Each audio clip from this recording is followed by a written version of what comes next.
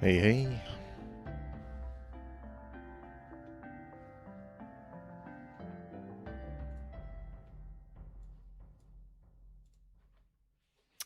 Right. Shall I try to unpack a little bit of this balance patch suggestion?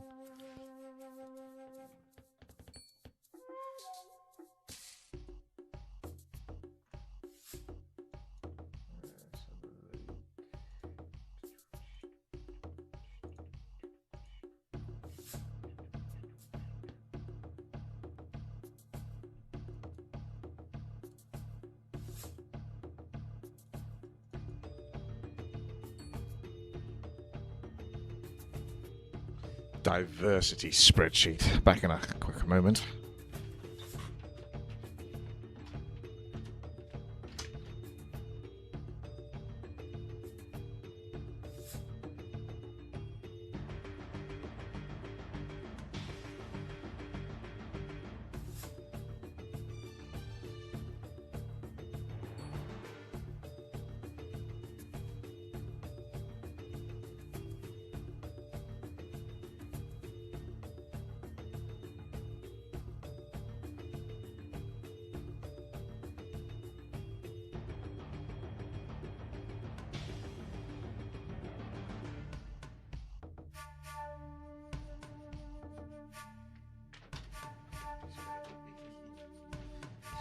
Soaking.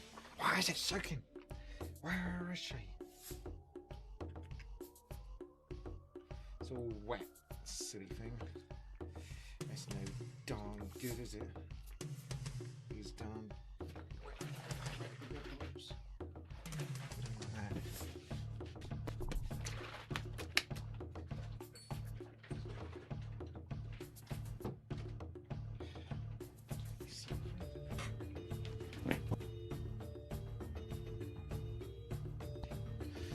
Let's see, is microphone peaky?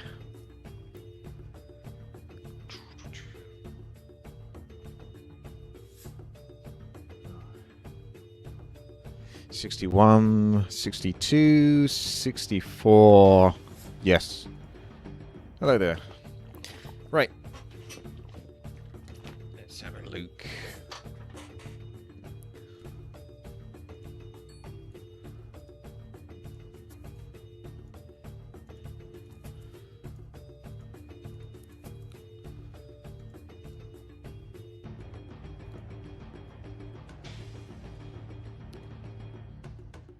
Got to try to do things in the right order, right?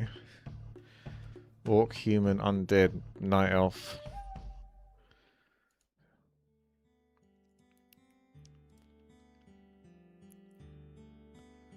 That'll be the chain lightning.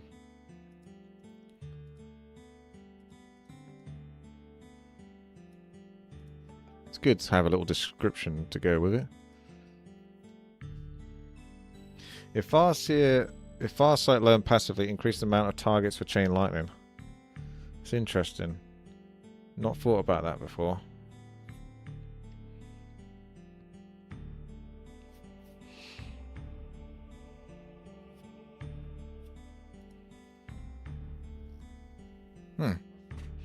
Hello.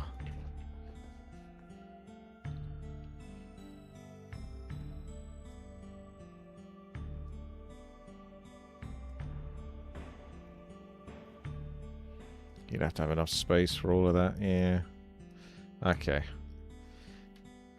It's pretty white. It's pretty white. So I watched the video, am I in the way? If I do that, I'm in the way. Maybe if I move myself over to this side. But then am I in the way on other things?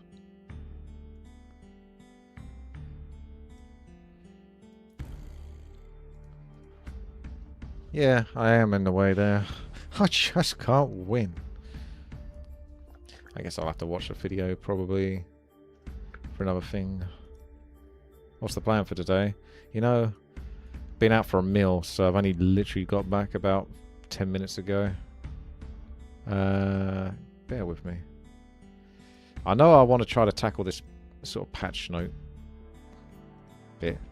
So I want to chat about this a little bit, and then if it's possible to try to do the Star Wars Mall, but I don't know if we'll have enough players to just jump into it, so I don't know.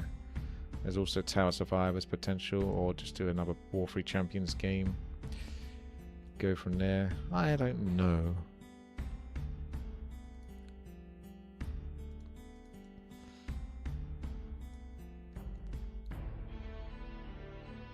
Hello. There it goes. It's off.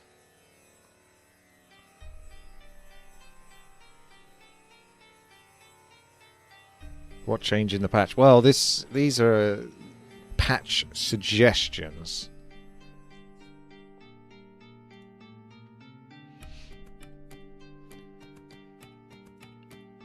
Hello! Dizzy Style reached out and he suggested some patch ideas for Blizzard, and he's reaching out and letting us know what he thinks. So he's taking these suggestions to other players, other content creators, and we're going to get my thoughts on the matter, be it for Orc, Human, Undead, Night Elf, or Neutral. He has some changes. As you can see, we're looking at the Orc changes here, but we've got videos to go with this to actually demonstrate what those changes are for each of the races.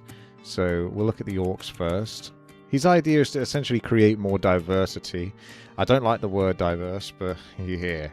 But it's because he's not a native speaker. He says, I'm not a native speaker, so there might be some mistakes. Don't be mad. So I don't want anyone getting angry at him because his English might not be completely correct. You can get angry at me because goodness knows people do.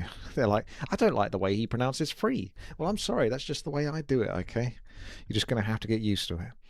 So, anyway, we got this to go over. Shall we start off with the Orcs? Let's do that. So we click onto the Balance Orc. I like the way this is done. It's a nice little Google spreadsheet. So these are the heroes that are untouched, or units, whereas the ones that are touched you can clearly see. You've got Farseer, Witch Doctor, Troll Regeneration Coda. So you've got a bit of an idea of what's coming up.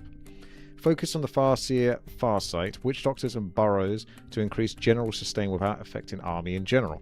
Non-combat almost healing added on tier 2 for Witch Doctor. Oh, that's interesting, because yeah, I remember having this sort of debate a little bit with Grubby. I say debate, he was in the chat. We were just sort of like talking about the healing salve. I think it's kind of busted, but Grubby made the point that it's kind of important that Orc do actually have at least some form of healing, because generally speaking they don't, other than healing salve. So Witch Doctor tier 2 heal potentially could be interesting. We'll look into that. Farseer's Farsight ability changed. Yes. A reason to pick Farsight. What is it? What are they going to have to do to get you to pick Farsight? That's the question. So, Farseer. Farsight. If Farsight learned passively, increases amount of targets for Chain Lightning by 1, 2, 3, and 4. Well, 1, 2, 3 per Farsight level. If Farsight learned passively, increases the Wolf's health. So, it basically acts as a way to boost other spells if you put a point into it, because typically in Warcraft 3 you only have 2 abilities. Rarely does the game go long enough for you to have multiple abilities, right? You're lucky if you even get your ultimate. It depends. If you're playing 4 versus 4 RT, maybe you can achieve it more easily. 1 versus 1, games can be over by the time your heroes just about reach their ultimate status. So it depends how fast paced the game is going. But you would normally put, say for example, 1 point into Feral Spirit. Then at level 2, 1 point into Chain Lightning. Then at level 3, 2nd point into Feral Spirit, and so forth. You just keep going on those 2 abilities. You completely ignore Farsight. Perhaps now, this means that you'll take Farsight as a passive to boost your Feral Spirit ability or your Chain Lightning ability, and it will save you more mana in the long run because you've taken a passive to go alongside it, so you can cast that initial spell more often and get more benefit for having that initial spell. That's one way to look at it. So, Earthquake has also been slowed, attack speed by 50%. So what I'll do is I'll watch the video. I don't know if this is all in order, but we'll watch the video to demonstrate what I just mentioned and go for it that way if we can. How OP would Farsight need to be if it refilled the map forever? I guess that's probably been an idea that has cropped into people's minds. Can we just reveal the entire map? So you can see he's hovering over the tooltip here. And he's going to demonstrate his wolves, feral spirits there. Whereas if he puts a point into, you know, this is just Chain Lightning without the Farsight. So he's done the wolves. They got 250 health, I think. He's done the Chain Lightning. Now he's put a point into Farsight. So the idea is that that's going to do more. And he's probably waiting for the wolves to become an off cooldown in a second. My imagination says yes. Reality says yes too. So they got 300 health instead of 250. So little things like that are cool. Like, I've always liked the Tinker because his passive increases the amount of cluster rockets he fires if he does cluster rockets, or the amount of clock wreck goblins that are produced from the pocket factory that he puts down. Little things like that, like a passive actually having boosts on your initial abilities, is really cool. So this is one way you can actually make Farsight applicable. And the thing is Farsight is kind of a passive because it's an active ability, but it doesn't cost mana the way they changed it. When you saw me use it in Tower Island with Pracky, it would cost mana. And that's the preferable way, because if we were doing Tower Island, we prefer to be able to use it as many times as we want at the cost of whatever mana it's going to be. Whereas at the moment it's on a long cooldown, but you can use it for free. So there you have it. What do you guys think about that? Farsight increasing wolf health makes no sense. It's not so much like the sense of it. I think it's more... There you go, look at that. That chain lightning's popping all over the place. It's more...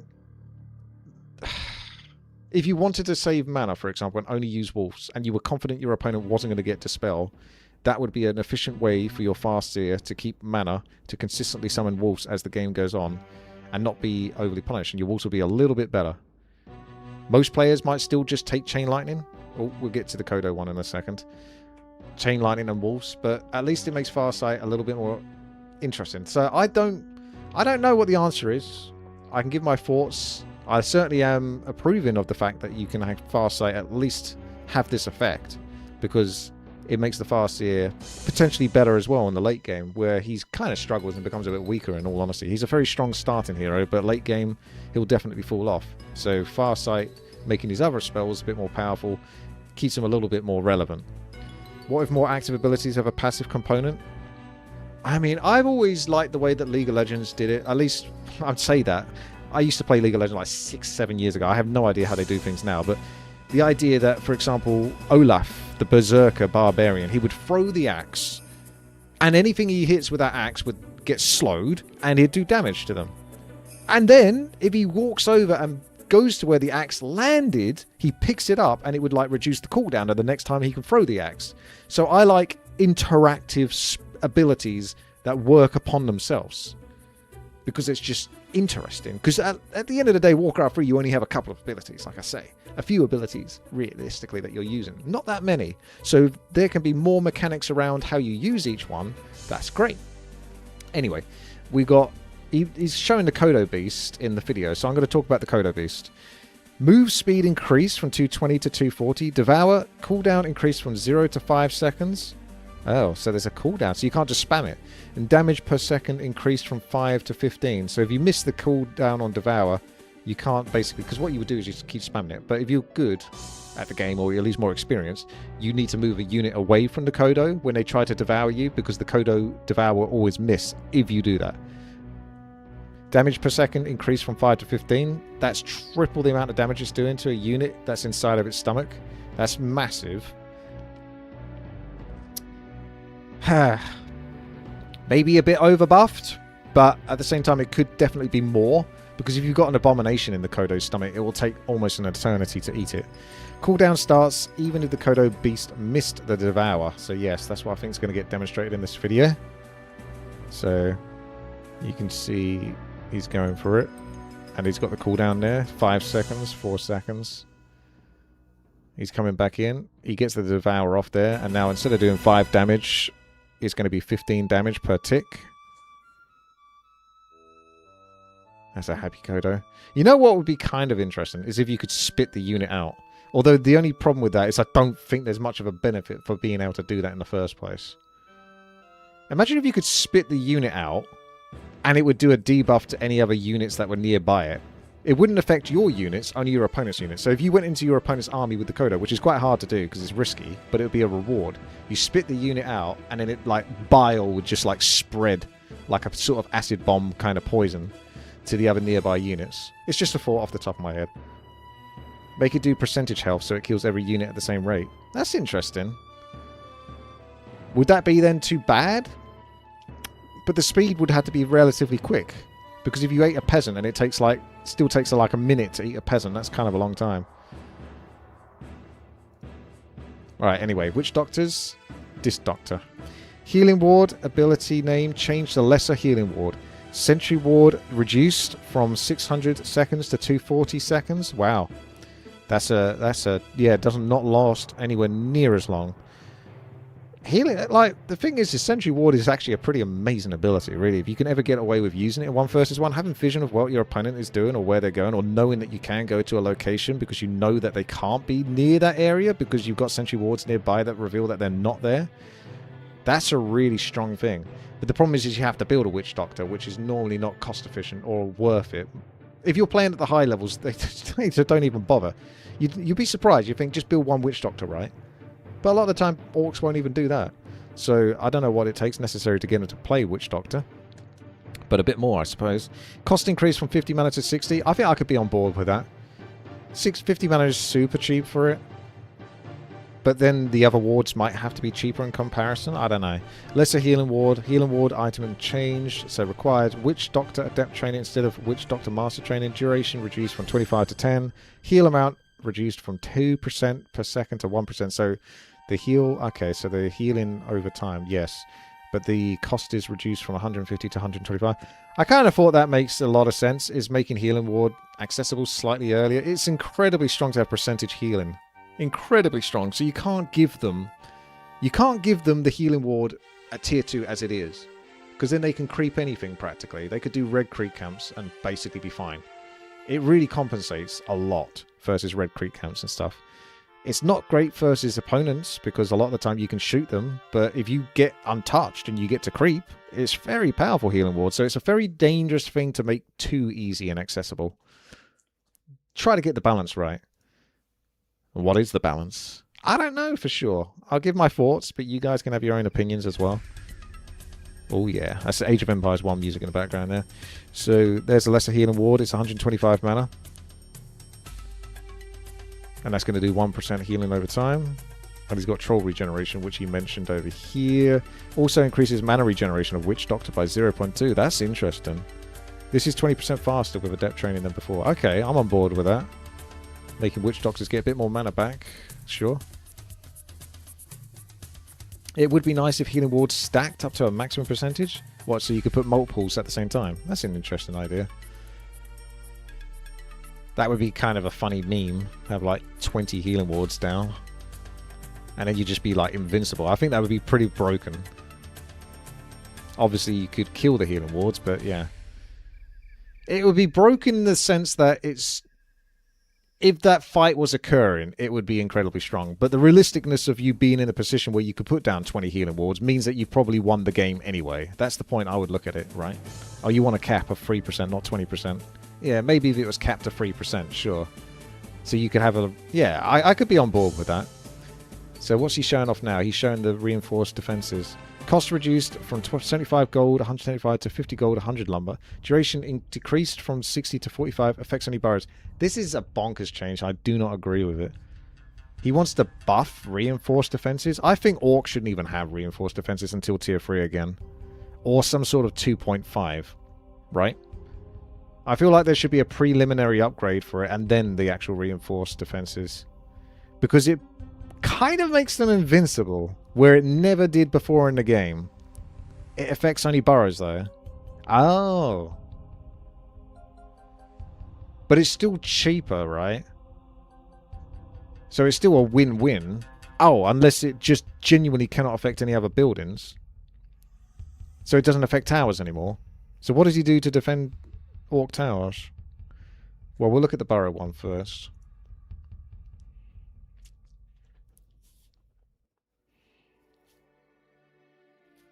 There it is.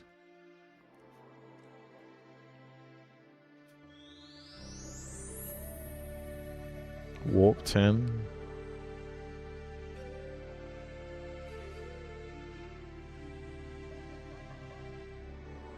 And what, at tier 3, then you can get it on everything, can you? Or...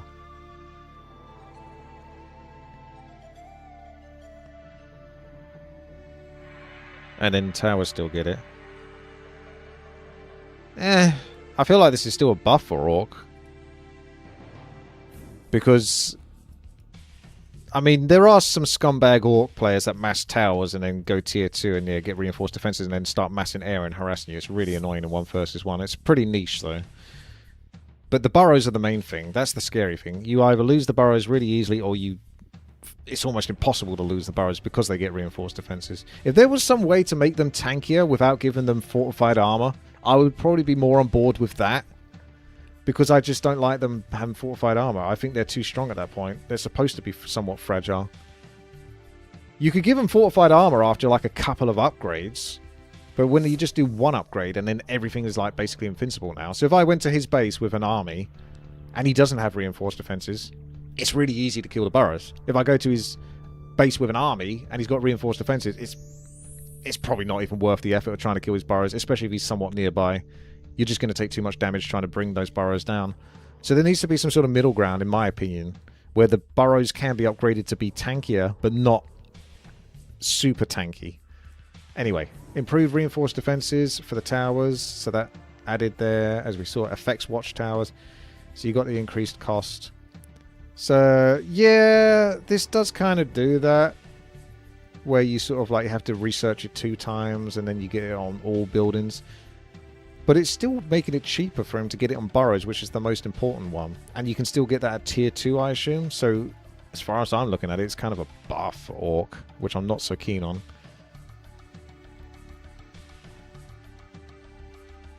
I get where he's coming from, but yeah. And then he's got Stasis Trap. This is the biggest problem with orc. You'd have to make Stasis Trap do something more interesting. Because there's no point getting master training with Witch Doctors, is there? Stasis Trap is shit. If it, like, stunned and it did a debuff on the opponents, like, reduced the damage they did for, like, 10 seconds or something, maybe they would be a bit more valuable, but it's still kind of weak source. However, Polymorph is still there, and even if Polymorph got buffed to work on heroes, no one ever uses it. So there's still plenty of casters with tier 3 spells that are just trash. Alright, well that's the orcs, so let's move on to the humans. Humans, the focus is to add more counter to abilities, make them less, use, learn, and forgot. Improve mirror dynamic, so Blood Mage have stronger Siphon, but ability could be used more carefully. Siphon mana already got like, oh no, that was Dart Ranger, wasn't it? Okay. Cost increased from 25 to 50 mana, that's quite an increase in cost, to be honest. That's twice the amount. Mana drained increased. Ugh, I don't know if I agree with that. The idea is that counter spells like Silence Hex will mitigate the cost. No. Wait, so you get more back quickly? But yeah, if you get interrupted, that's 50 mana gone. And you can interrupt it kind of quickly if you're lucky. Sometimes you just get lucky, other times you can be paying attention. Opposite to it, overall mana drain will be higher if player managed to cast it. I think mana drain, Siphon mana is just a really annoying ability. Just the fact that it exists. Anything that drains mana is just obnoxious in this game. Look at the Demon Hunter. But I don't agree with increasing the cost. I just think you make it so that you can break it quicker. So if the player's paying attention, they can walk away from it and it will break faster. The biggest problem with it typically is that it normally ticks for like an extra 1 or 2 ticks, even if you're trying to run away from it. And then they still get their mana back that way. So I don't agree with like increasing it twice the amount. I just think you can just make it so it breaks a lot more easily. The leash range is broken, you get punished and stunned for 3 seconds. Basically, yeah. You have to then take your hero, you have to run your hero away. That hero's not auto-attacking, it's not doing bonus damage, it's moving out of a position, it's taking your attention, and you'll probably lose 1 or 2 extra ticks worth of mana whilst you're doing it. That's why Siphon mana is so annoying. Not to mention it gives you so much control, because if I played human paladin rifles, you just stick the Blood Mage as aggressively as close as possible to your opponent and just try to drain anything that's even slightly nearby. So your opponent has to go out of their way to stay out of it. I just think it's a very annoying ability, and I'm not sure exactly what the proper answer is to it, other than being able to break it slightly easier. And this is assuming that you can run cleanly in a straight line. Sometimes your hero is like this, and your units are around that hero, like that. So then if they try to move out, they've got to break through a bunch of units, and that's an extra couple of ticks they're taking of mana whilst they're doing it. So let's have a look. Let's get rid of the orcs here. Let's have a look at the human one. He's probably going to show off the Siphon here, or he's got Banish. We can talk about Banish if he goes on to that. Looks like he's clicked on banish, so let's do banish. Cooldown increase from 420 to 421. So basically you can't cast it infinitely quickly at the ultimate level, which is a bit of a shame because that is kind of fun to do. Having this 1 second cooldown means it's going to be a little bit clunky every time you want to cast it. I think they did that with Blink as well. Blink used to be like you could just use it infinitely, but then I think they put like a 3 second cooldown on it at its ultimate stage, which is a bit of a... It does sort of control it, because it is busted, but at the same time it's kind of a fun bust. Deals damage to summon units. Oh, that's interesting. If you cast Banish on a summon unit, it would do damage to it. I like that. That gives it more of a practical use. Works on friendly units as well. Not sure why you want to do damage to your own summon unit. Maybe it shouldn't work on friendly units. You could banish the unit, but it shouldn't do damage. Human is the only race left with one source of Dispel. It gives banish ability using Flavor of Anti-Summon, especially in the early game, which gives Blood Mage an opportunity to be played as a first hero. Warcraft 3 is pretty rigid, unfortunately. You'll see Archmage like 90% of the time because he's just so good at creeping, and creeping is so important at the start of the game. So if other heroes had a way to be able to creep efficiently, then that would make them more accessible. It's almost like you need some sort of mercenary type thing, right? Where you could summon units around a Mountain King, a couple of mini dwarfs, even smaller dwarfs, that would help him creep or something like that. Some sort of racial ability for being a Mountain King. If every hero had something like that. Because summons are basically broken at the start of the game. There's a reason why Farseer is so fucking strong at the start of the game. Because these wolves are obnoxious as hell. They're really fast, they harass, and if you try to kill them, he'll just walk them away. And then he'll run back his Farseer, waiting for the cooldown on Feral Spirit again. And then he'll come back with fresh new Feral Spirits. You didn't get to kill any of his Farseer, Feral Spirits. You didn't get to get any experience, and now he's back harassing you again. And he can do that probably about 5 or 6 times at level 1, because it only costs him like 75 or 80 mana to summon them. So, yeah, summons are strong. Very strong. I don't know. It's such an issue with Warcraft 3, I think, fundamentally, that makes it too rigid. I wish there was more flexibility. I wish every race could just play Paladin first or Blood Mage first. But it's just not that realistic unless the spells were cheaper. Like Flame Strike is 135 mana. That's a lot of mana to spend. And it's probably going to do half of a health of a green... Imagine there's a troll and a couple of shitty spiders. That would honestly probably take them down to about 40% health. And he's used up over half his mana at that point. Pretty much the Blood Mage. After just that one spell. If he does another Flame Strike, how does he creep anything after that? He's got like 0 mana then. So you have this fundamental... Whereas a Water Elemental, for example, could do that creep camp and still have health left at the end of it. And then it can move on to the next creep camp. And it'll still have another 2 or 3 Water Elementals he could put down after that point. Which is the issue I'm getting at. I don't want this video to be too long, though, because I do get ranty. So let's have a look at this. So he's going to use the Banish on the Feral Spirit. Oh yeah, look at that. That's one way to sort of help deal with it. Banish him out of there. That's a level 10 Blood Mage, though, so you wouldn't have that much mana to be able to do this. So it's a very small amount of damage to summons, realistically. It's going to cost you a lot more mana to dispel that than it is for him to just throw those summons at you. But we get the idea. It almost needs to one-shot the summon if it's a weak summon. Like Feral Spirit or a level 1 Treant. Leaving them on like 20% health is kind of annoying. Alright, something about a sheep. Now I have the Kaboom ability. The mechanical critters. That certainly would make them a lot stronger. Although it's only 30 damage, so it's like Clockwork blowing up or something. It's not much. I don't know what it would take for people to actually build mechanical critters. If they had some sort of detectability, like a scout tower, where they could reveal a part of the map for free once every 30 seconds. I didn't actually blow it up, but you get the idea. Okay. That's what we get from that video. I guess we don't get the whole lot. So I'll just go over the other pieces. So feedback on Spellbreaker now works on Spellbreaker, Arcane Tower now works on Spellbreaker. Oh, okay. So that's for mirror matches. If it did work on spell breakers, it probably shouldn't burn quite so much mana or something. I don't know. Cloud requires keep instead of castle. I think that's a no-brainer. No one fucking builds Dragon Hawks anyway. You can make Cloud free and automatically research, and people probably still wouldn't give a shit. So you can pretty much do anything to that, and it'll be fine. Orb is slow. Proc change increased from 25%, so 10% to 30% to 10%. Increased from 25%. Okay. It says 30%. Sure. Still the shittest orb in the game, but there you go. Humans always had that problem. Except for when they used to have plus 10 fire damage orb. Then it was good. It was interesting. Tome of Retraining. Added to the human arcane shop. Has no requirements. Stock is 1. Boosts the overall flexibility for humans to retrain into Blizzard or Clap. Yeah, I guess if you think about it, which race is most likely to change their spells? It probably is human. Going from Water Elemental to Blizzard is almost mandatory against Undead, because Destroyers will come out and make the Archmage and Water Elementals completely redundant. So, sure, why not?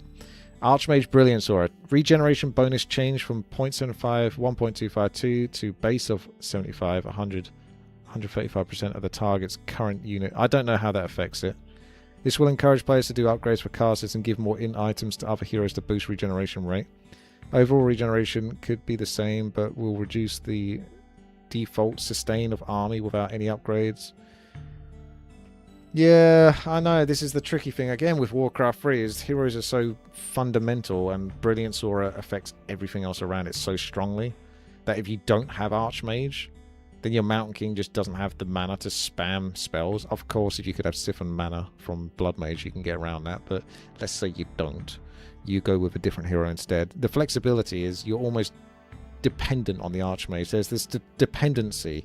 So if you just made units and heroes stand up for themselves and fight better and regenerate better, that they wouldn't need other things to actually be the unit that they are. Does that make sense?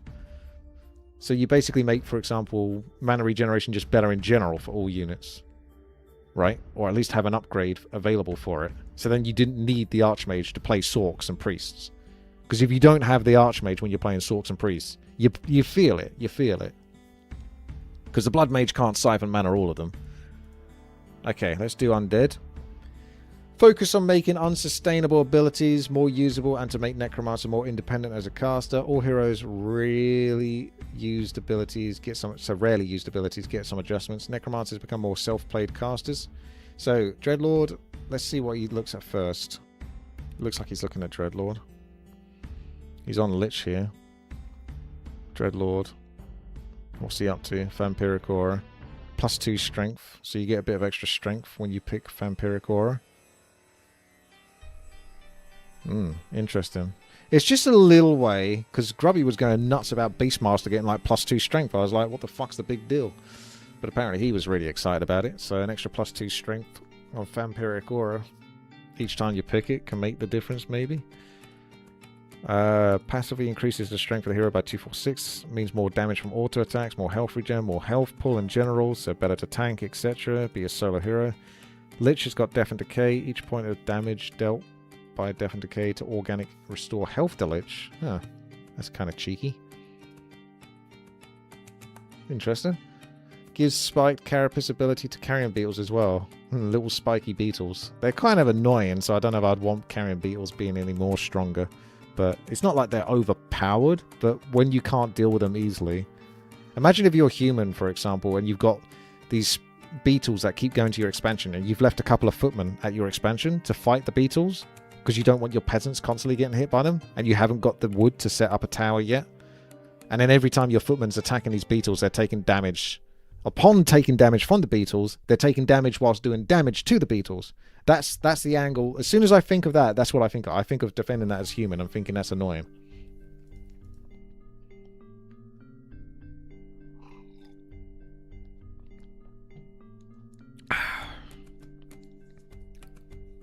So I assume he has to learn spiked carapace and then it affects the beetles. That's cool though. I like the idea. Whether I think they should have it or not, I don't think so, but I like the creativity of sort of trying to, again, blend hero abilities with their summons and stuff like that, or the Farsight, Farsight affecting his other abilities. So Death and Decay can work on organic and restore health to the Lich. So you can use that on your own units and get all that health back. That makes sense in a way, honestly. There's something about that that looks right. So I'm kind of on board with that. That's kind of cool. Imagine using it on a big creep camp that couldn't stun you. You could almost solo it.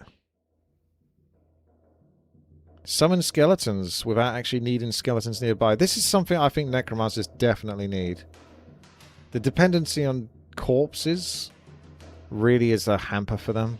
Because it's clunky, getting the slaughterhouse, getting the upgrade for the meat wagons to pick up corpses or to generate corpses for free, and they do it very slowly. If you made it really quick for them to generate corpses, or the upgrade itself was like 20 seconds, and then you can get them going. But it's probably like a minute long plus. It's so slow. Yes, it is. So the ability to summon... I mean, I think I came across this before in one of the Blizzard developer test maps where it was being tested that you would have lesser skeletons. If they weren't created from corpses, they wouldn't be as strong as the regular skeleton, but they'd still be a skeleton sort of thing. You know what I mean? So it's an alternative way that way. Hello. Oh, hello there, Dizzy. Check video linked to Lich, please. Thank you. You can't tell me what to do. I might have missed a couple of those links then. I don't see it in the human. And there's the Farsight one here. I'll just have a quick look at the Farsight, but I might have seen that one. What's this Farsight one? Yeah, we saw that bit. That's the specificness of the chain lightning on the target. Gotcha. And then I'll just scroll through that. And that's the wolves. Yeah. We basically saw that with the original video. As for your Death and Decay thingy.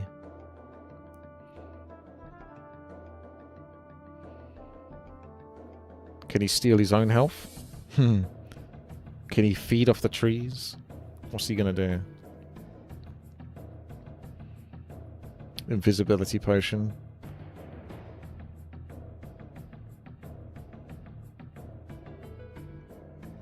Huh.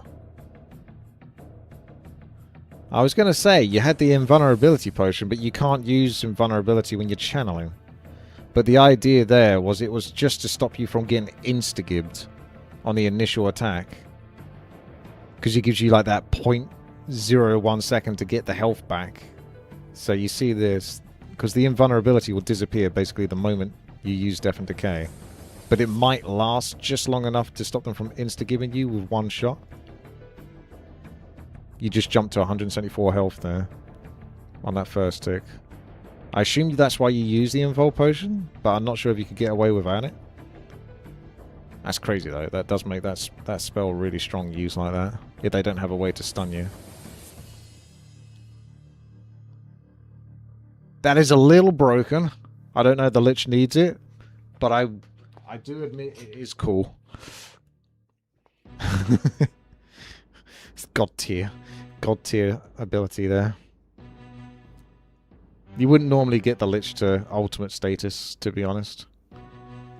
He's not getting stunned though. Yeah, I know. If he gets bashed once, it's trash. Yeah, it's kind of another issue. Warcraft 3 has so many issues in a way. Tranquility and stuff like that. They're so strong, or Starfall is so potentially strong, but so typically trash because you just run away from it, or you just stun the hero and then it's immediately like that's your ultimate gone. You don't get compensated. Like if you got, say for example, you use Starfall and within the first 5 seconds it got interrupted. Maybe you should get 50% mana back and like the cooldown is reduced by 50% as well or something. Do you know what I mean? There's some sort of compensation. Because channeled spells like that can be just absolutely useless. The replay of mine where I get cast Starfall and then immediately get slept. Yeah, that sort of thing. They did come around with a fix for that when they made Tranquility. They gave Keeper of the Grove like 3 seconds of invulnerability when casting Tranquility, which was an interesting change. Because it just meant that you would get at least 3 seconds before the person could stop you. Night Elf, Spotlight. Oh, we haven't got to that yet, so let's carry on. This was the skeletons, wasn't it? Consume dead body to restore 75 mana. Oh, wow. So does that work on a corpse? Or, yeah, I guess so. Let's have a look. There's a big buff for Undead. So, cost reduced from 155 gold to 104, so making the lumber a lot less for Temple of the Dead. Maybe 120 lumber or something. I don't think 100 lumber is quite low, but it doesn't require graveyard anymore. I'm probably on board with that. You do kind of want a graveyard anyway for the corpses, but the graveyard is one of those things. I think, yeah, again, that's the same thing with Night Elf. Huntresses would be better units if you didn't need the Hunter's Hall, for example, to get them. There's these extra buildings and stuff. There's just like, when you're playing 1 versus 1 more competitively, you just use archers. You use archers and an Ancient of War and stuff like that. It's always the best because it's more efficient. It's cheaper. We always take the path of least resistance. You could make Huntresses, but they're longer to build. They require more resources to get going. They're easier to hard counter, so the more you invest into Huntresses, the worse they get. Just use archers. So then everything else becomes redundant because of it. Necromancer, consume dead ability added. Yep, we saw that. Unholy Frenzy. Cost is reduced. Really a huge amount. Half the cost. Duration reduced. That's probably alright. Maybe the cost could be reduced from 50 to 30 or 35. And you could still keep the reduced duration from 45 to 25 seconds or something. Because you don't normally need it lasting that long anyway. And you can always recast it. Raise Dead no longer requires a dead body. Range changed to melee. Cooldown increased from 8 to 40 seconds. And cost increased from 75 to 125. So you no longer require bodies. And then it's melee in front of them. Cooldown increased from 8 to 40 seconds. 8 to 40 seconds. Holy shit, that's a long cooldown. I don't know about that. I wouldn't put it up that high. Cripple deals 5 damage per second. Damage reduced. Cost reduced. You know, the funny thing about Cripple is it's not even actually a bad ability. It's stronger than... I bet it's better than Polymorph. It's better than Witch Doctor's potential stasis trap if you made that the tier 3 ability. So it doesn't even really need a buff. It's just that Necromancers aren't that necessary. Or their first 2 abilities are way better in terms of how practical they are. Raising Dead and buffing your own unit's damage. Particularly a hero as well, because it works on heroes. So Cripple really isn't just that necessary. It's just this thing that you sometimes cast. Like slow. If you just want to slow something. Yeah, it's cheaper now. Cost reduced. It used to be a lot more expensive, but it's now 90, and now you want to make it 75 mana. So I don't think it really needs any buffs, Cripple, to be honest with you. Consume Dead. Necromancer consumes nearby death body to restore 75 mana and 25 health. Yeah, we saw that. Skeletal Mage. Health is reduced. Skeletal Mastery. Duration increased, reduced from 20 to 10 seconds. Duration increased. Reduced. Okay, I'm not sure on that. Clarity Potion added to the Tome of Relic. 200 mana over 45 seconds. Cost is 160 gold. Stock is 1. Replenishment interval is 90 seconds. Cancelled on attack. Doesn't stack with any other regenerations. Make Undead a bit less dependent. It made me wonder, you know, you got that Chris that you can use, the dagger, to sacrifice units for health. What if you had like a mana version of that? You could sacrifice a unit for mana. That would probably be too strong though, if it gave mana to everything nearby. Meat Wagon, spread disease cloud around the target passively after the upgrade. Works it the same way for Abomination. Making it even more obnoxious. I'm not sure on that one. I think it would be better, it would be good for the undead player if you had that, but I think it might be a bit annoying for the person that's fighting against it. Death Pact deals up to 200 damage to a friendly undead unit and heals the Death Knight for the dealt amount. Ah! I kind of like that. The name Death doesn't quite work so well, but it makes it so that you don't have to sacrifice the... Because it is kind of painful if you use Death Pact, like killing the whole fiend or something. It's pretty brutal. Which is why you get so much health back from it typically. But you have to put a lot of points into it as well. Death Pact only really gets good once you've got level 2 or 3 in it, which is points that you're not putting into Death Coil and Unholy Aura. So that's why Death Pact is just fucking terrible, because Death Coil and Unholy Aura are just insanely good. Some of the best spells in the game. So why would you ever pick anything other than that? Not to mention something that you have to put so much investment in, and it sacrifices your own units for. So Death Pact definitely does need a buff. And that's one way to do it. It would make it interesting. He could probably solo creep quite well if he was able to sacrifice some health from units and give himself that health. And of course, because he's got hero armor, he's going to be tankier versus creeps than a normal unit would be. So you could effectively creep better. I still don't think people would take it though. But there you go. It's a nice attempt. It's just, again, like I said, Warcraft 3 is rigid in some aspects. I love the game, but it is very rigid when it comes to competitive gameplay. Because Death Coil was too good. Unholy Aura is too good. You'd have to super buff other abilities for people to even consider taking them other than those ones. Ah, look at that. Filthy, filthy meat wagons. So does that only work on melee? Okay, that's not so bad then if it only works on melee. The meat wagon has to get close to the unit. He's going to use cripple. He's going to cripple a peasant. That's rude. So he's doing damage over time with it. That's okay. I don't really have a problem with a damage over time on the cripple, but I don't think it really needs a buff. So he's using cripple and... that's going to be weird, because he's slowed and sped up at the same time. And he's taking probably more damage, I think, because it's both stacking.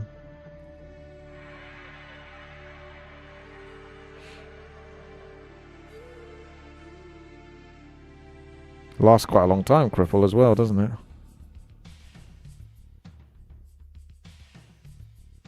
What about autocast instead for cripple? Yeah, I think if all casters had like autocast on all their abilities, that would basically be better. I don't know why they only get it with some abilities. I guess it's just how it was programmed at the time, but for convenience sake, you could easily have them on autocast. Okay, we'll move on to Night Elf now. Night Elf have got a fair bit. So, focus on making units, unusable heroes and units more usable in different matchups. Non-combat healing added into the Ancient of Wind. Keeper of the Grove and Priest of the Moon now have better synergy with the Night Elf army. Can be played as a first hero more regularly. There's actually a lot to go through here. My throat and my voice is almost gone. So I might watch the video and commentate on what that's showing.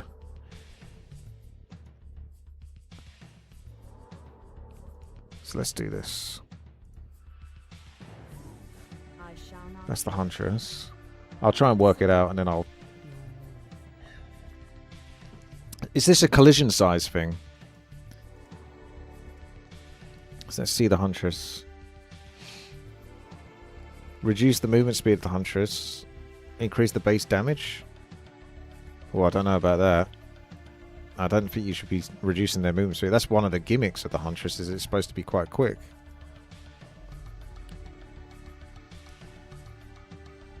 What's the Moonglaive going to do? Changes into heavy armor. Can they get that at tier 1 now? Because it only mentions that. Where's your cost reduced? I'm not sure I see it. How was the cake? It was very nice. Yes, it came out really well. Reduce the movement speed of Huntress and increase the base damage. Better off just reading. kind of, but my throat's almost destroyed. Alright, okay.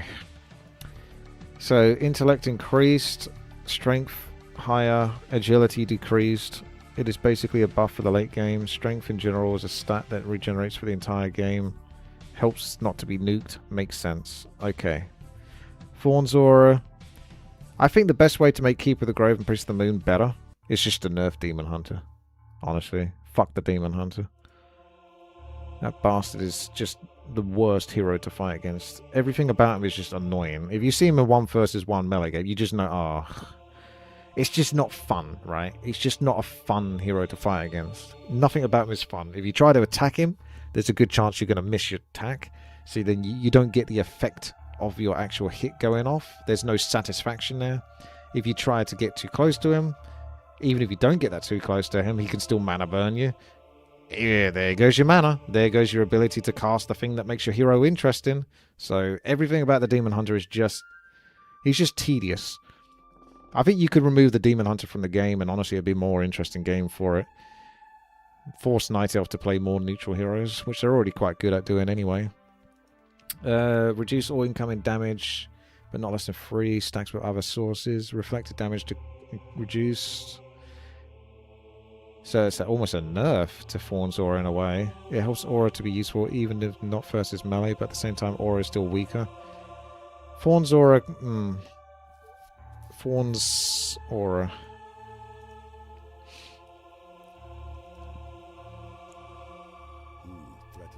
Ooh. Does this work on ranged? If it makes it weaker but works on ranged units, then it's actually a lot stronger. But not like oppressively strong, because Fawn's Aura is still quite shit.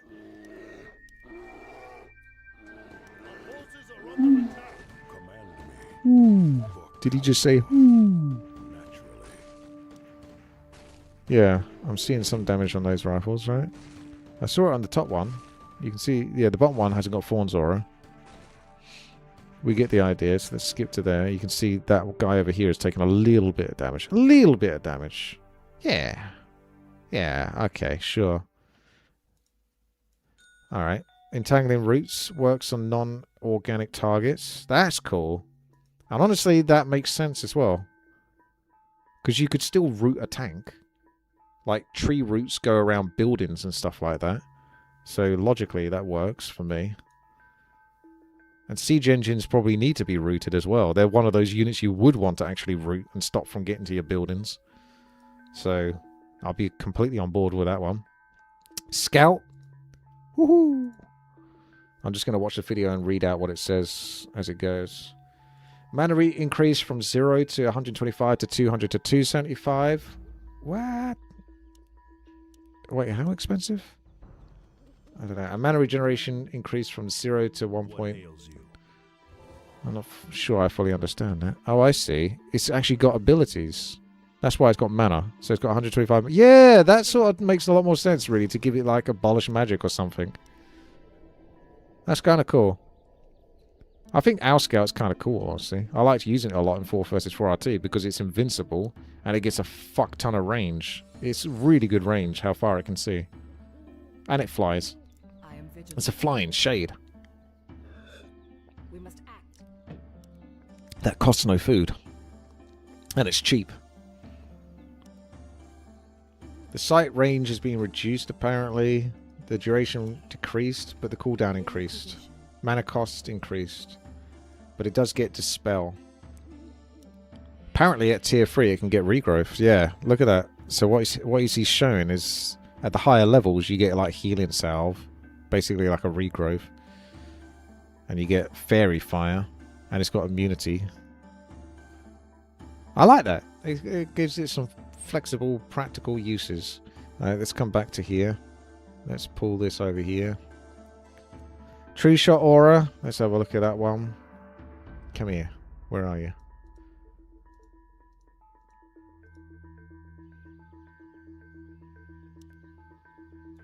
It says increase this base damage. Also reflects same % of range damage back to the attacker. Well, you've already got the Fawn's Aura doing that. I don't know if True Shot Aura needs to do it. But Priest of the Moon is a weak hero. Careful, Witty, don't pull a Lakari. I don't have to worry about that. I don't have any dodgy stuff.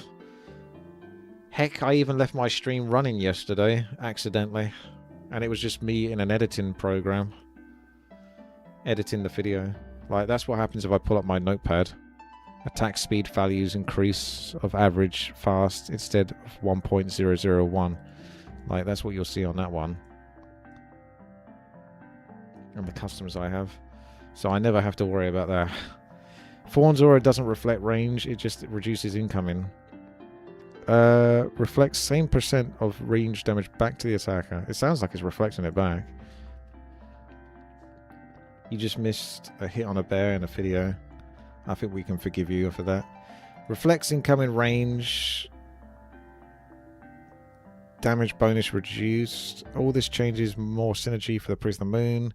Making Night Elf a bit stronger of a hero. Reflect and damage bonus only applying to ranged heroes and some heroes like Alchemist.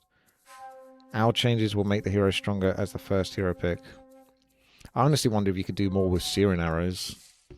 And make the Priest of the Moon more of a kind of ranged carry hero. Like a sniper going around like assassinating heroes and stuff like that. With Searing Arrows. I'll make her just more applicable that way. Because she's got a ridiculously long cooldown. Attack cooldown. She's slow. If you made her a quicker attack cooldown, she'd be a way stronger hero.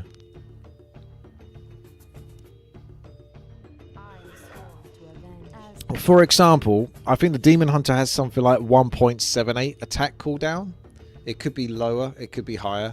Whereas the Priest of the Moon has something like 2.46 or something along those lines. 2.25 to 2.46. So if you have the Demon Hunter fighting versus the Priest of the Moon in auto attack, he is way quicker. So if you made her actually have a much faster attack cooldown, she'd be so much more threatening.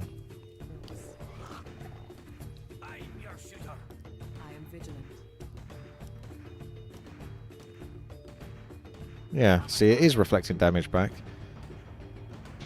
I don't know if you need to reflect damage back. Adonis, I finally caught stream early. What maps today?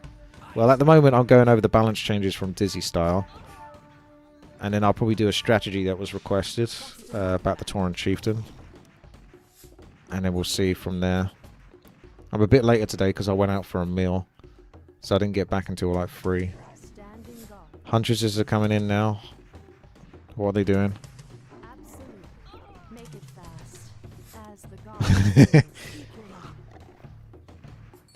Such good units, these Huntresses. Just sacrificing. How many units would you have to throw away here to slowly kill off those rifles? Is this an excuse to just show that, yeah, it's not overpowered to reflect damage back? Because look how many units you have to sacrifice for the rifles to even get scratched. What about True Shot making the range of the Priest of the Moon bigger? Like 50 points per level? I'll be on board with that. Yeah, you give her even longer... Because Searing Arrows gives her like an extra 100 range or so. Which is why Sexy Time always says, you know, use Searing Arrows. Use R. You actually have to manually click R. Press R when you're like trying to snipe enemy heroes. Because that's the ability of Searing Arrows. If you auto cast it, it doesn't work so well. You have to right click it. You have to manually click it on them. And then you get better use out of it when you're chasing enemy heroes down. There's less... Let's just say the mechanics of Warcraft 3, they don't fight you so hard. They don't slow you down. Because you know when you sometimes chase after units, your hero does this kind of weird thing where they don't move as fast as the enemy hero, even though they can. They're like running up. Anyway, I'm going on too much, but just trust me on this. Right, Wisp gather rate increased from 7.5 to 8. I think they already got a change to make them better at getting wood, so I don't know if that needs doing. Maybe it does. I don't play 1 versus 1. I'm not competitive enough to know. I wanted another version of Mountain Giants. Similar to the Huntresses, I wanted to make Mountain Giants more viable. So, for example, mini Mountain Giants. What if there was a cheaper version of Mountain Giants that wasn't as good as the original, but it was more accessible? Because you look at that, it's 350 gold. Or 300 gold, whatever it is for a Mountain Giant. It's a hell of a lot of an investment. What if you had 4 food versions of them, or 3 food versions of them, that were like good at tanking like medium creeps and reducing damage taken? Because the problem with Mountain Giants is they're such a big unit and it's just not that efficient to get them. What do you call a mini Mountain Giant? pretty much a mini mountain giant is what you would call it. A dwarf, maybe. A mountain dwarf. There you go. Anyway, I'm going on too long. Cost reduced here, 210. Health reduced on archers. I think they already have health increased, didn't they? The size of the archer reduced from 32 to 16 to make them really small. That's interesting. They can fit through any gap now. Super slim ladies. I don't know if that needs to be done, because then they're too slim and they could squeeze out of all sorts of threats. But maybe. I'm not really like totally against any of this. Cost reduced from 150 to 140. Just cheaper to get Ancient of Wind. I could be on board with that. 140 lumber to 80 lumber is too big a jump. You can't do bigger jumps. Like, you've got to do 140 to like 110 lumber or something. You can't just jump all that way down. But yeah, problem with like something like Ancient of Wind is it's very specifically for air. So to invest that much resources into it when you might only need a couple of air units, it's the same thing that hampers like Temple of the Damned and Necromancers and stuff like that. Most of the time it's just not efficient to build, or Witch Doctors. At least people build more Shaman now, so there's more of an excuse to get a Witch Doctor from the Shaman Lodge, but it's better to do large changes than small incremental ones because that's boring. Yeah, but you don't do... It's not a small change anyway, 140 lumber to 110. It's just a reduced amount compared to that. That's too big a jump. Give resistant skin to hippogriffs. It's an upgrade, is it? If you have an upgrade for it, then I could accept that. It would make them so that they don't get easily blown up by bats and stuff like that. And they make them resistant versus aerial shackles and frost nova. I wonder if that would work on hippo riders. Make hippo riders pretty goddamn strong. Cost decreased from 100 gold to 175 on hardened skin. Yeah, I think things like that cost a hell of a lot. It's like one small upgrade. It's a big upgrade for mountain giants, but it's part of a mountain giant that already costs like 300-ish gold, etc. And then you're investing that much in this one unit that you're only going to have one or two of, typically, until you mass them. Fairy Dragon Mana Flare. Cooldown reduced from 20 to 5. Wow. Much reduced cooldown. Mana cost increased. Area of effect reduced. Improve the ceiling on micro for dragons. Player will be able to instantly reposition the dragon, but at the same cost, it's more mana, less range.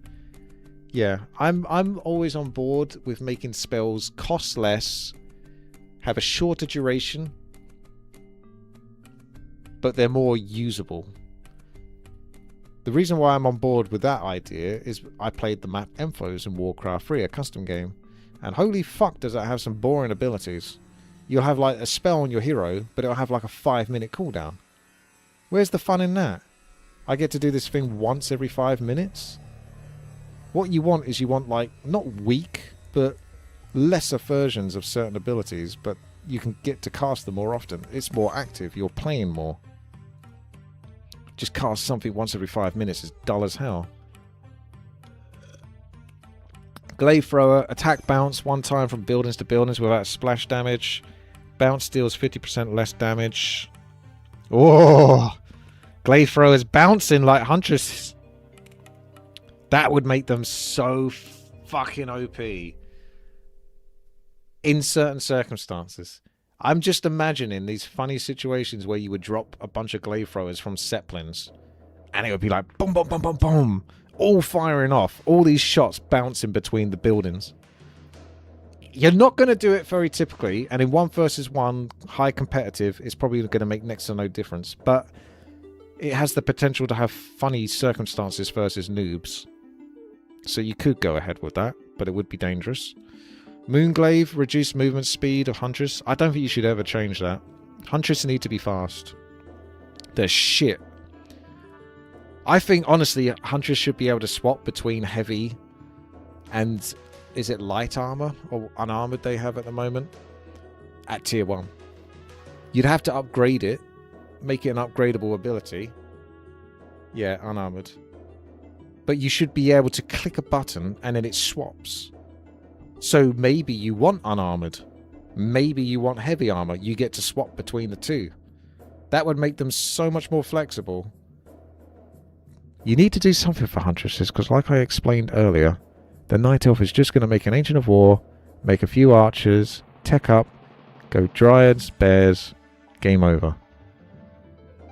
I'd be surprised if he builds anything other than a Demon Hunter as well. It's very rigid.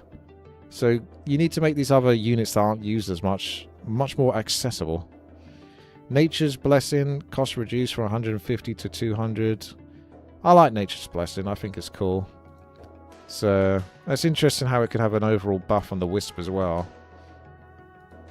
Crowform doesn't require Druid of the Talon Adept training.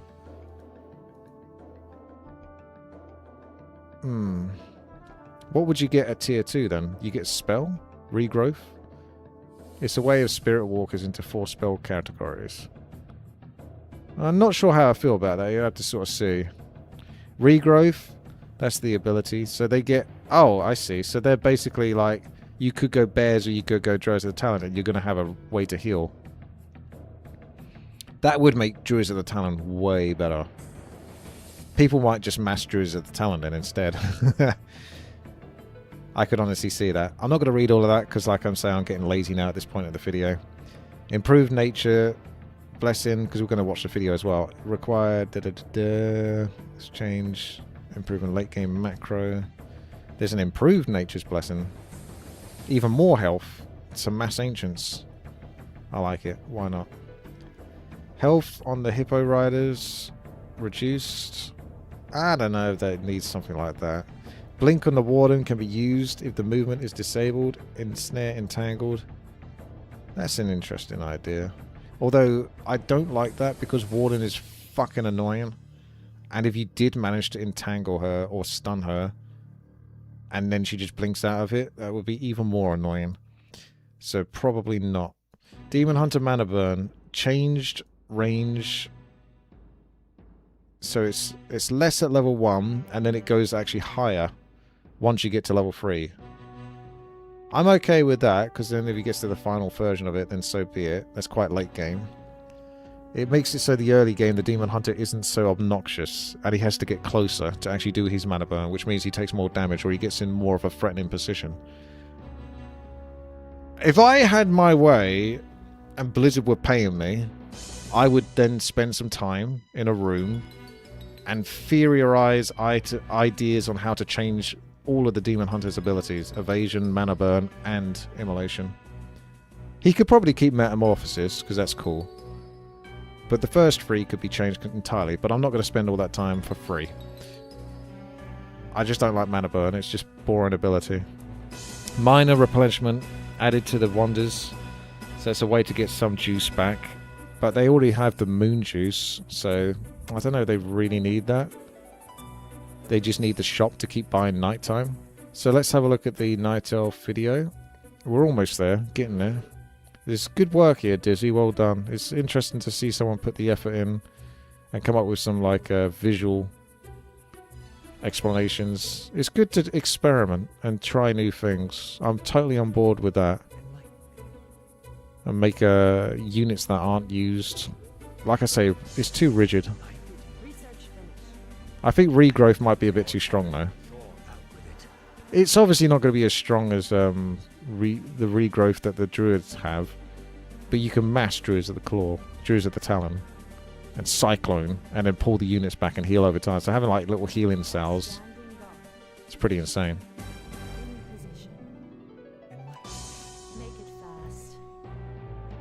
I haven't really got a better idea on what to give them though. So it's not like I've got a better idea. But I could just honestly see it being very strong.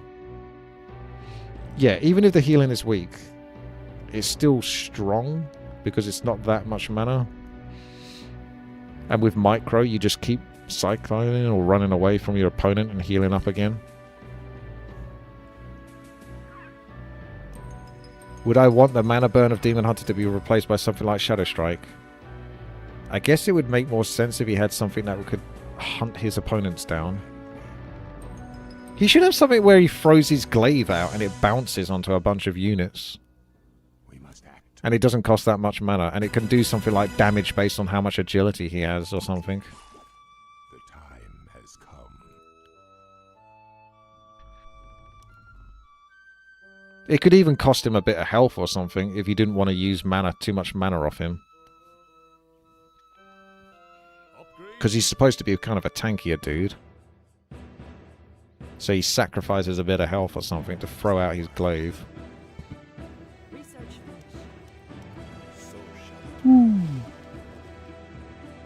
So they got a lot more armor with the improved Nature's Blessing. Makes this... Yeah, the building's better. They get more health. Makes it harder to dispel them. You have to invest more to dispel. The resistance skin on hippogriffs is... I don't know if that's like too overbuffed or not. It's just, it's such a niche unit, the hippogriff. Entangle on the siege engine or the vehicles.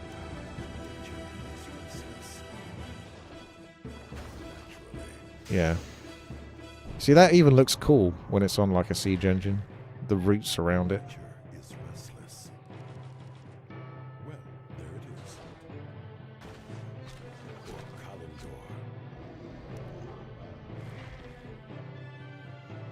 Mm-hmm.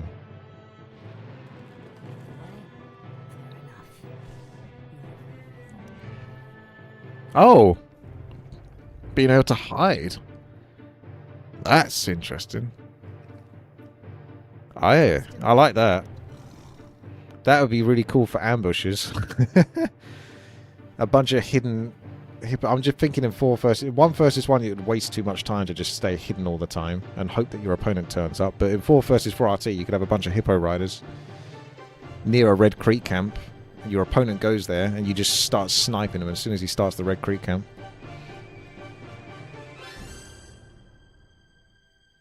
Being able to mana entangle a building would be one way to help destroy orc mass buildings. You know, like, orcs are annoying. This is why Panda was so good until they nerfed his Breath of Fire.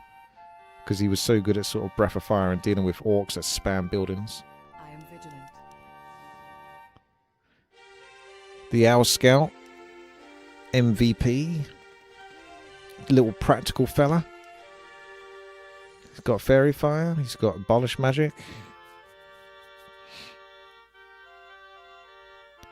What if he had some sort of ability that you could click and it would be like Fan of Knives?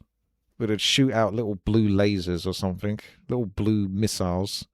It would hit up to like 5 targets and do 30 damage to each target. It would only be a minor amount of damage. But that would help him creep, wouldn't it? Up to 3 targets maybe, because if you're only creeping 1 or 2 creeps, you wouldn't want 5. It'd be like Fort Lightning or something.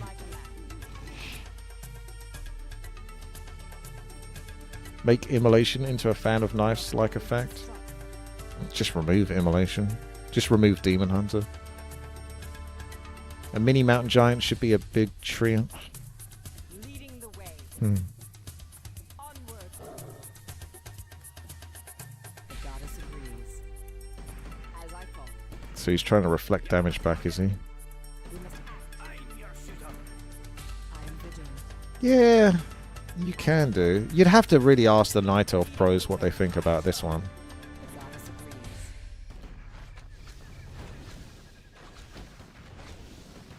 I mean, what if Trusha Aura just made range units in general do something else? Like archers do... I don't know. When they fire an arrow, it's a fire arrow, and it does like 2 damage per second over 5 seconds or something. It would have to be a very small amount, and it doesn't stack. It would just be a very minor effect to all your units. Like your huntresses would... Their glaives would do something different. Something extra. Your chimeras would do something extra when they shoot. All your range units would do something slightly different. But nothing that would be too overpowered. It would just be a tiny little thing that they get. We saw this bit. Okay. Let's move on to the last but not least. I haven't been talking about this for too long, have I? I was thinking in my head this was going to be like 20 minutes long or something, or 15 minutes. It's probably been an hour now at this point. Right. Neutral. Let's change log. And let's feedback from others. Oh, I see. These are feedback from others. I wouldn't bother with my thoughts, but you know,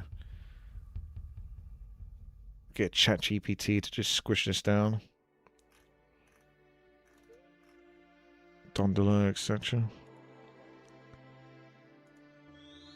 Okay. Right. We got some neutral stuff here. Delay reduced from 35 seconds to 125 seconds.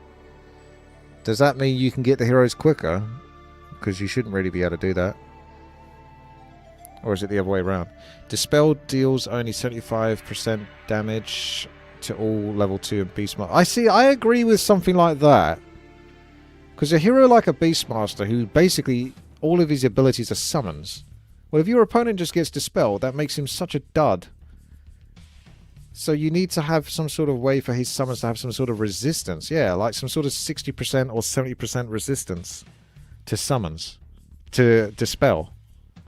I'd be completely on board for something like that. Life drain. Cost increased. He's going up again. That will make a Soul Link Man a bit upset. Transferred health to a friendly unit is doubled. If silence ability learned, apply silence for 1 to 1.5 to 2 seconds. Let's have a look at this. If it's applied, the silence, the duration is halved on heroes. The basic idea is silence on life drain is that Dark Ranger can interrupt channeling spells without losing the silence. Okay, I think I see what you're talking about with that.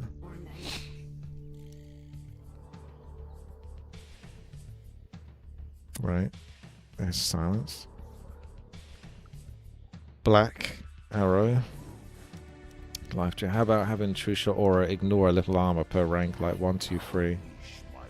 I don't know if it should be defensive though. I feel like it should always push aggression, True Shot Aura. If I'm thinking of picking True Shot Aura, I want to do damage. I don't want to be defensive. Direct my hatred. If I must. If that is your wish. My bow is ready. Will this ever end? I will. End my torment. What ails you? So, did it silence the unit? Would you life drain them? Oh, I see. So it silences them for like just a second or two if you do life drain on an individual target. If you have silence selected. That's pretty strong, to be honest. That's why you wanted to increase the cost to 40.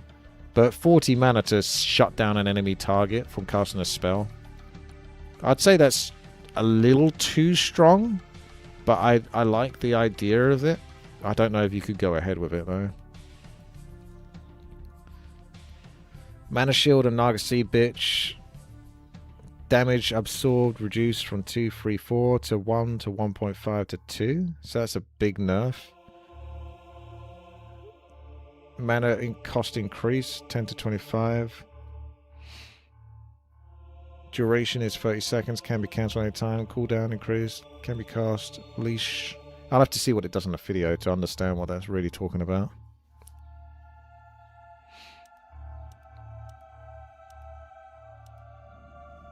Oh, you cast it on another target, I see. Ah, that's interesting. Again, this is interesting ideas. So now it's a support. Jesus Christ, making the Demon Hunter even stronger. That is kind of crazy, actually. Huh?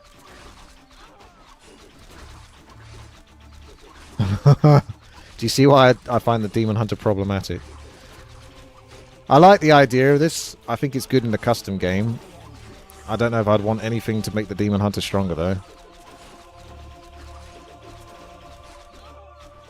Yeah, I know. It's like my worst nightmare.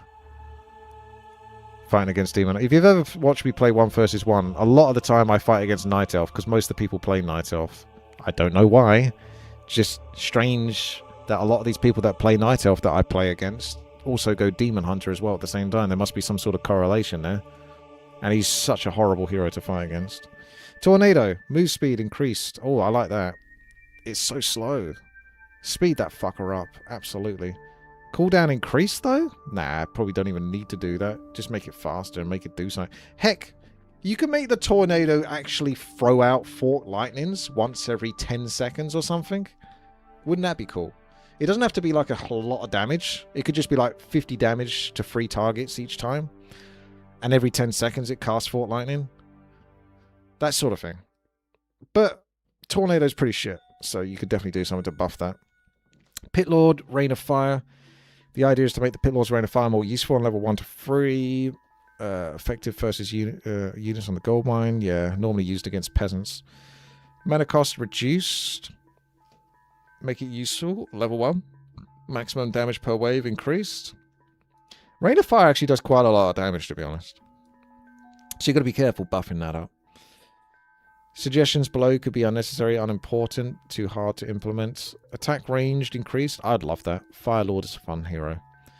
Give him more range, give him more flexibility, make him more of a sniper hero. Kind of like what I want to make the Priestess of the Moon. Tinker, Pocket Factory, instantly spawns the first clock wreck. I agree with that. Absolutely. Why not? Straight away, clock wreck out the gate. Orb of the Void. Orb of the Void. Oh, wow. Applied to the Goblin Merchant. So a neutral's orb. Cost is reduced. Cost is 250 gold. Humans are going to buy this then because their orb sucks. Allow the hero to attack air. The idea is the orb is flexible against mass air armies like wyverns. Deal with... orb gives 0 attack bonuses except against air. Ah. So what is it? Does it do bonus damage against air, right? Or what is it going to do? It's got to do something.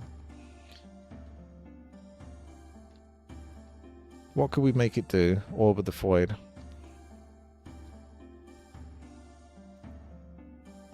Just trying to think if it made them banish or something. You could banish air units with it. Whether it's like an active orb that had a 15-second cooldown to banish a unit. Do you think that would be too strong or something along those lines? Normally an orb needs to have a passive more than an actual active ability, so...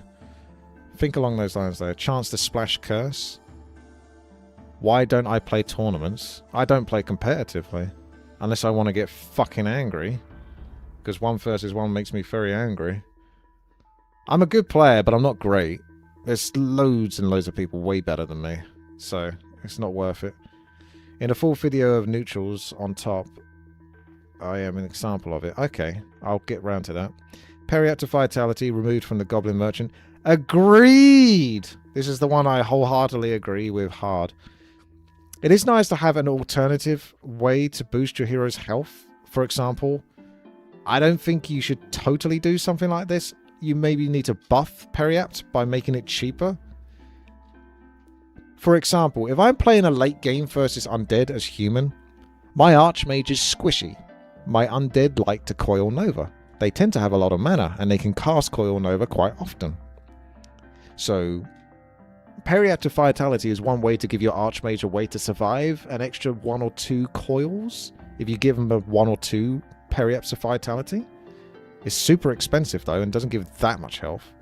Yeah, add Khadgar's Gem of Health instead or something, and maybe make it a little bit expensive. But it's something like 300 gold already for like an extra 150 health or something stupid, or 225 health. It's a lot of money. Mana is way more valuable than health is typically in this game, except for niche circumstances. Like I said about Archmage needing to survive against Undead Coil Nova. Okay.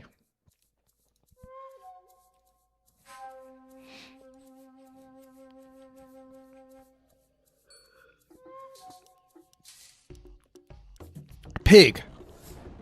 Our paths converge.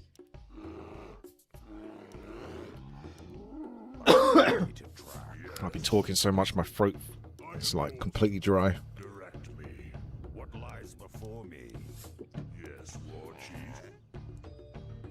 Hey, he doesn't one-shot it. Can I help? Tanky bear. My quarry near. That does make the Beastmaster a lot more intimidating. How can I help? He'd totally be picked a lot more Beastmaster if you had this.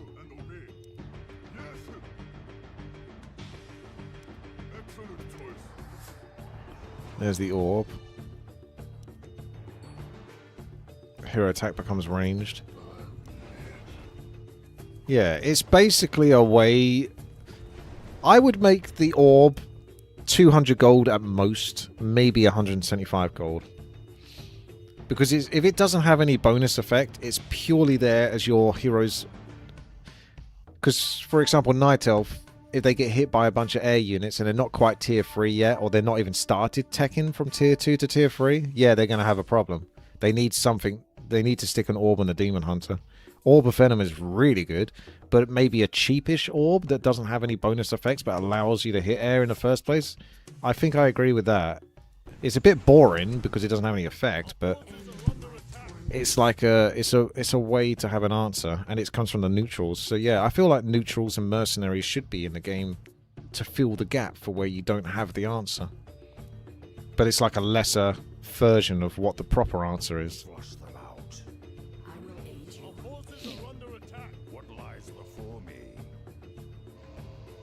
So is she taking less damage, draining, giving him health back? What's the answer with this one? Direct my hatred. She just gets a better percentage from life draining or something. If you put more points into it. I don't think life drain really needs any buffs. Oh, we saw this bit, yeah.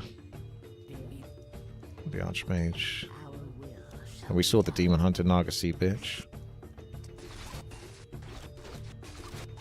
Yeah. Huh! He finally died though.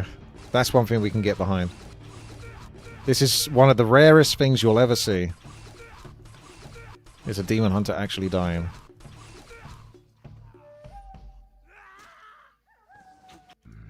time. Super rare. Alright, thank you very much for watching. Those are Dizzy Styles ideas and patch suggestions. Let me know what you think if you've made it this far in the video. Have a good day. Bye-bye. Give the human orb feedback. I'll tell you, I think I'm too knackered to do the torrent shooting strategy. I might have to move that tomorrow. I think I'm so lazy. I'm feeling quite lethargic. I had a headache this day when I woke up today. So I don't feel top form.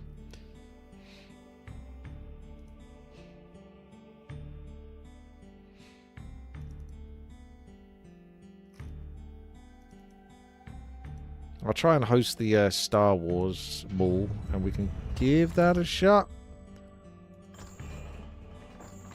That is jank. Give the human orb feedback. That would be too strong, but I'd be on board with it because it would be funny. Just to screw over the other races. There's no human hero that has like super fast attack. So it wouldn't be like super OP, but anything that burns mana I hate. It's too strong. It's too annoying.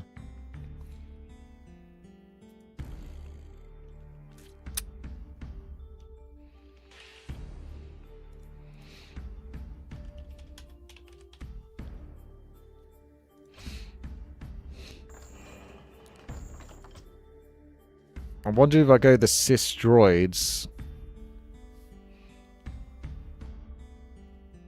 I only build assault droids. Because I think, looking at it, air is always the problem. Until you get to the last level, then you need to deal with those bosses. Which will be hella tanky. Ideally, I need some sort of way to maze against those.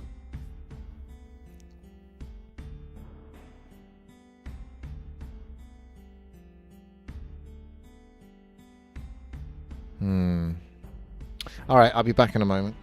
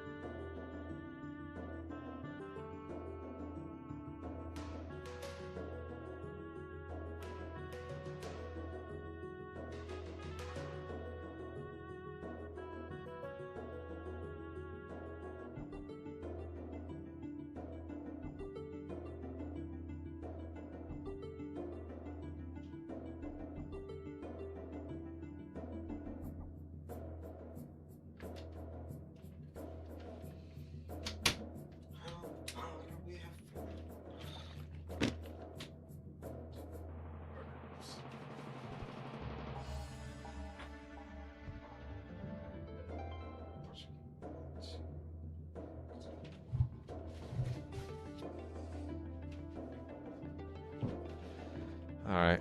Which race is the best? I don't know. Greedo's okay. Has a freeze kind of thing. Cis droids are quite good. If human all restored a little mana with each attack. Oh yeah, that would make it a lot better.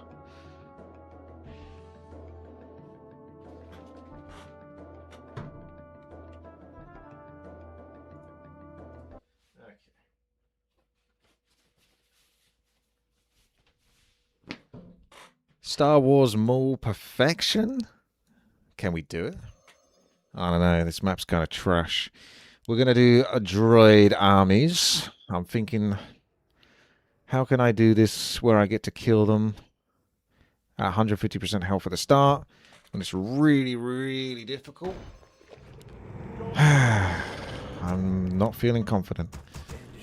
So this is our builder. Got the battle droids. Pretty much need a way to shoot them at the start. Job's done. Check it out. And then go from there. Job's done. Check it out.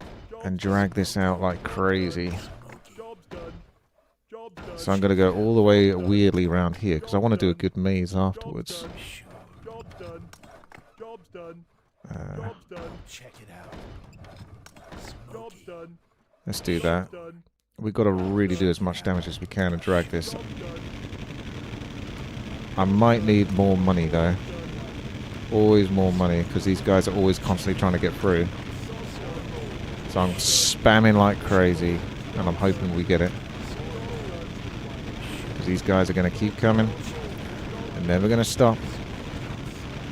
Got to try to shoot them down. It's looking good. That actually worked out a lot better than I thought it was going to work out. So that's a good start. Assault droids are really good for versus air, which is what we're probably going to die on. Because air is just super hard, super fast. So there's a race that has some sort of slow. You can get like poisony kind of slows, but I don't know if I want that because that might slow down individual units and spread them apart. I want them in a bulk so I can AoE them down. Count Dooku has insanely good damage splash. So I'll be more inclined to put him closer to the front. But for now, we're pretty much spamming out these droids and making a maze. I think what I would like to do is have some sort of... I haven't done it in a long time, so I don't know quite how to do it, judging off the angle. For now, I think we're just going to keep funneling these so I don't lose and cost us the game until I can work it out what I'm trying to do.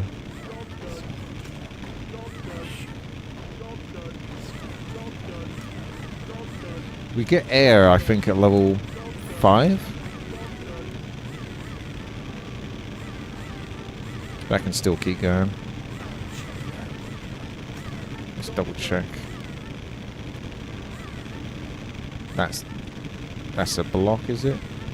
No, we're still okay there. You don't want to block. You got these actual blockers, 3 gold, but these ones are 5 gold and they do at least a little bit of damage. So the question is, how do we do our maze? You can practice, because you can sell this for 100%, even though it says 75%, but because it's an odd number. So I can do some practicing. Yeah. So it's something like this.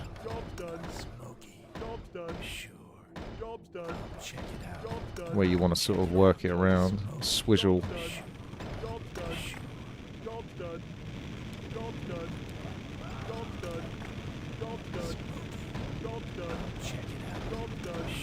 But I need to work out how they enter in the first place. Because at that rate, it doesn't look right, does it? They would need to have... Oh, shit. I'll see if I can get an assault droid in there at some point. Rather than constantly spamming these guys out. God, these are going to keep coming, aren't they? Yeah, they are very tanky. Can't kill it quickly enough, fuck's sake. Bastards. Yeah, that's it. Wow, that level was stronger than the last one. So how do we do our little maze down here? That's what I'm working out. Oh, that reminds me. I need to get those assault droids, because those are pretty good for what they cost. Okay, honk. I might just do that instead. The assault droids weren't too bad. But you can't afford those.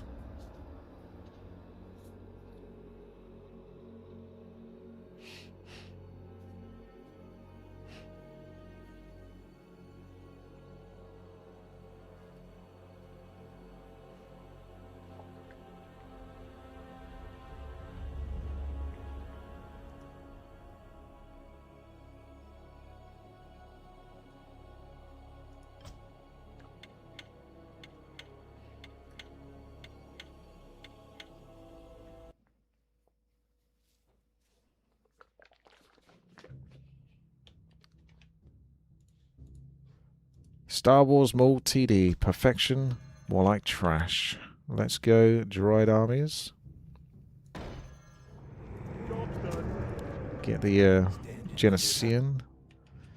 I think we'll do the super battle droids, actually. We just need some blockers to get the ball rolling. These have only got 600 range, so I won't be able to shoot those whilst keeping them here. So I guess we'll just keep the focus of the 600 range closer to this location. So we could do super battle droid there. And do a couple of them there. This might work, this might not work, because I've only got so much gold to block with.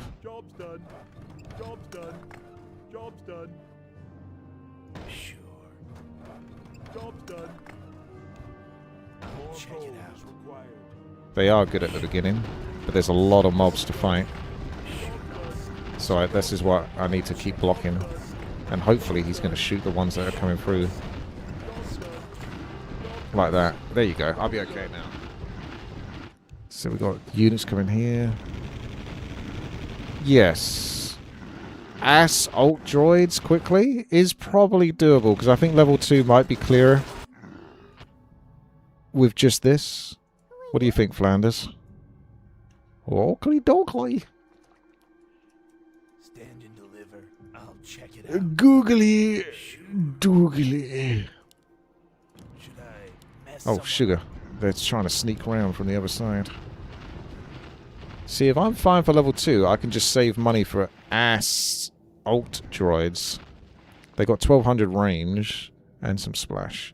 Pretty much need to mass assault droids. Because air is stupidly strong in this game. And they're like the anti-air unit that this race has. Not that there really is that much of an anti-air unit, any of them, but they're the closest thing you got. Right, let's keep an eye on these children, these Padawans. Make sure they don't sneak past. See if this is enough. See, that looks like it's still going to be a problem for me. So I'm going to have to just... I can sell these for 100%. Ah, I didn't want to do that. Okay. No. No. Alright, fine. I'm going to have to put one here. Yes, that was unfortunate.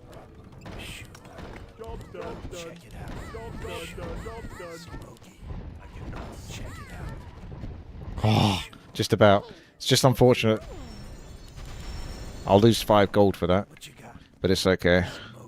We're still alive. You only got 1 life on this. Right, I've basically got, what do you got? Let's just sell that. And get the ass.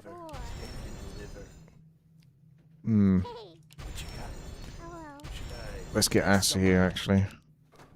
Because this could be where Count Dooku goes. Stand and deliver.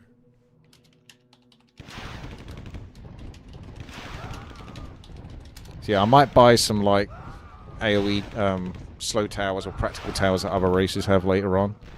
Yeah, whatever's good against air, basically. Mess someone up. Check it out.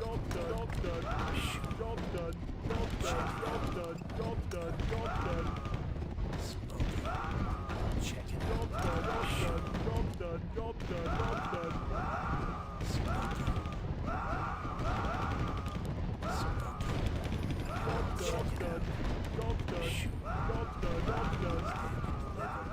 Are you trying to sneak past? Should I Not on my mess someone watch. up? Smoky. Alright, so we got past that. Good, good. Because these are quite tanky. Top right. What about top right? Oh, someone left it, eh? Okay. Just sell this stuff then, huh? That's more money for IAC. With all that extra money, IAC can build those for free. Those slow boys. Where's your slow boy? 1200 range, that's good. Mess someone up? I'd have one on the left-hand side and one on the right-hand side.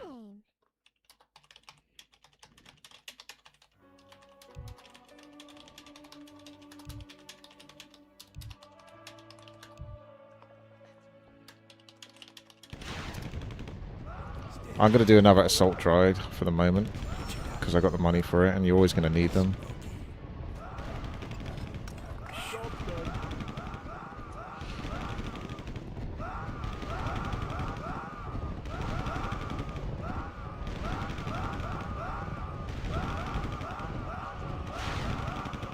That looks good.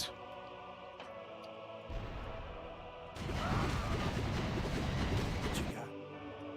Good. Stand and Very good. Don't forget to save up for your hero. A Superstar Destroyer. Level 15, you get a bit of lumber. It costs 1,000 gold for that bad boy. You kind of need him for the aura, because he can slow down enemy units. Oh, it's the air level. mess Let's someone see if we're strong enough versus this. Yes. Yes, we are. Okay.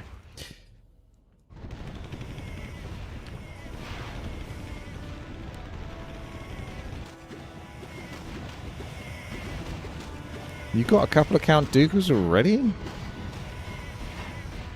What is going on? stand and deliver.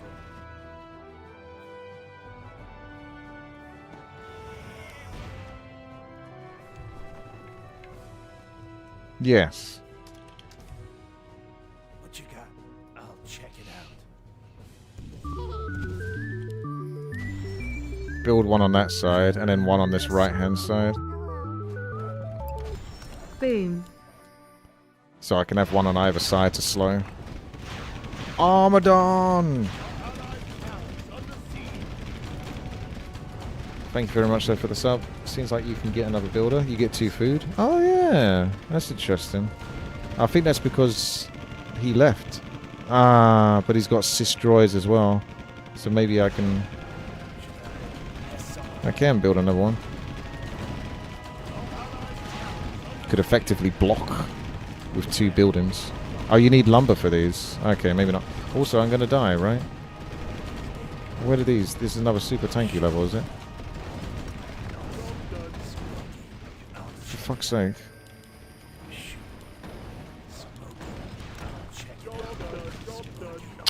Bastard. What's with the difficulty on some of these levels? They just fucking jump. They jump so high. In difficulty.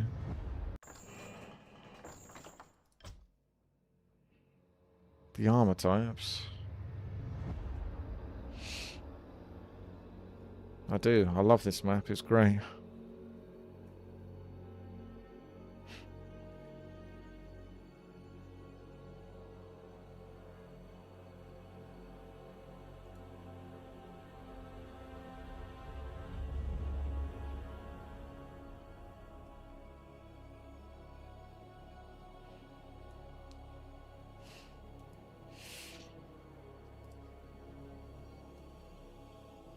Gibbs.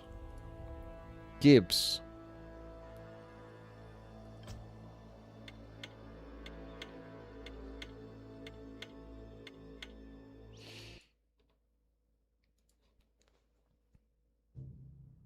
It's time to one-shot perfection. Star Wars TD Mall. Droid. Jedi scum. Okay. I'm going to slap this here. Get the Genesian dude. Slap some blockers down. Check it out. What is that placement? I thought I'd mix it up a bit in case I end up getting 2 of these or the ability to build another one of these. You know what, actually, as much as I wouldn't want to give up on the hero, I could theoretically block entirely the left-hand side that spawns, but would it be worth it? Probably not. Let's get the battle shooter droid, boys. Ah, I got different hotkeys this time. This map swaps your hotkeys around, so I'm gonna have to manually do these ones through left click. Hang on a second. I can't build them any quicker because the hotkey doesn't work properly. That was good enough. What is that placement? It should be open to the left for the leaks. Yeah, it does make you more vulnerable from leaks on the left, which is coming. What you got? So I'm going to have to do blocks just to push them Check it out. towards my droids that can shoot. Ugh. Come on then, fine. It's fine, it's fine. Check it out. It's not fine.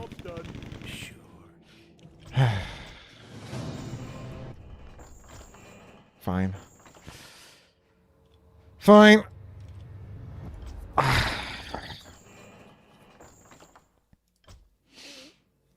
The problem is the hotkey changed. So when I pressed B, it would build those shooter ones rather than the blockers. It randomizes what the actual hotkey is going to be. So I couldn't build it as quickly to block, to sort of position them. The hotkey was the problem, because if it wasn't, I would have been able to persuade them quicker, rather than having to click them every single time. This map sucks! Let's try... What I might end up doing, if I'm capable, is maybe block the left-hand side entirely with the lumber. But I might need someone else's Starship Trooper heroes to stay back. A couple of them. The Superstar Destroyers. Anyway, I've got to concentrate, so let's build. Otherwise we're going to die. Let's get Superstar Destroyer. Let's do blockers here, for example. Let's just do this for now, and then I can fix this in post. Oh good, the hotkey works properly this time. So I can build quicker. What's the hotkey? S, S. There we go. See, isn't it so much easier when the hotkeys work? The builder is terrible though, because it moves like a tank, so it's not going to build as quickly as I can.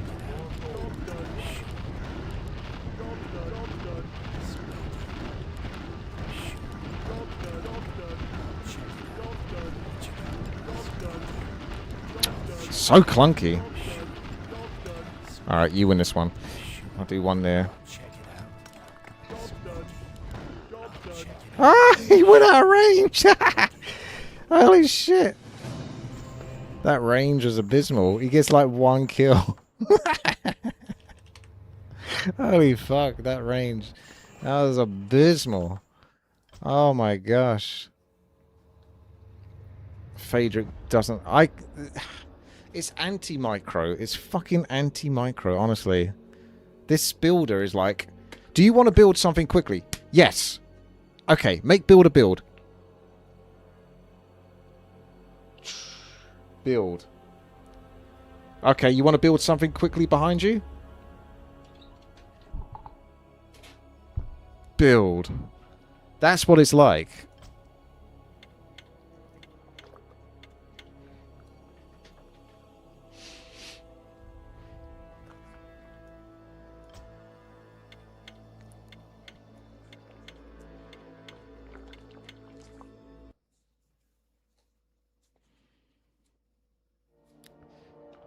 I've had it with this map. This Star Wars Tiidu Maul on perfection. Impossible, some might say. And they might be right. But will it be impossible this time? Okay, the hotkey's working on that. So that's an upside. We got a working hotkey there, so that's an improvement.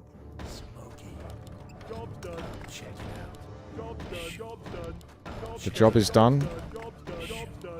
The job is done. These guys have only got 600 range, which is pretty abysmal. This is the slight issue you have, is you only have enough money for this. I need a little bit more money, otherwise what I've got to do is, as soon as I get kills, I've got to slowly move. Look how slow and clunky this guy is. Look at this. If I try to make him go to the right, that's how he behaves. So when you're trying to quickly build, he's awful. So I need to like position him like this, and then build along there, this.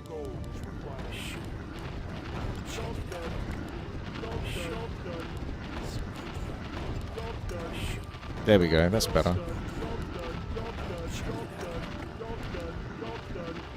Okay. So anything coming from the left that might leak, we have to keep an eye on. Because if we do, then we've got to push it over here. I could actually just block this, and they'd have to go to the right-hand side of the map anyway. I think. I don't think they'll attack, as long as there's an opening on the right... Oh, shit. Oh, okay. Yeah, I think you could get away with that. I think I could just do that. Let's see.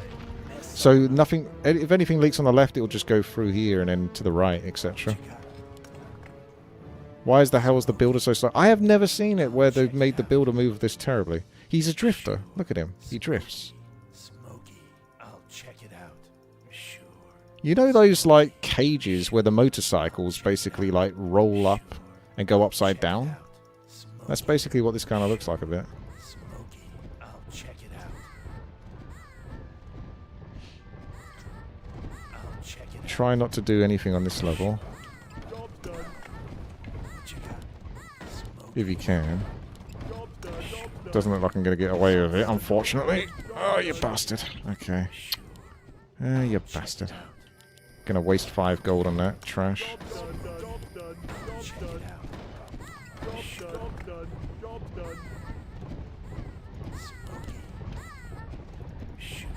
I'll check it out. Hello. What's your name? Should I mess someone up? They are running around, are they? So yeah, that does work. Blocking on the left-hand side there. That's cool. 11 gold. So I can get ass. Who are you? Should I mess someone up? More gold is required. I'll check it out. More gold. 4 gold. Thank you. That'll do it. Job's done. Now we can shoot these and do a bit of AoE. What you got? Job's done. Job's done. Job's done. Fuck, what with the motor wheel hole? The motor wheel hole? Is that what you call it?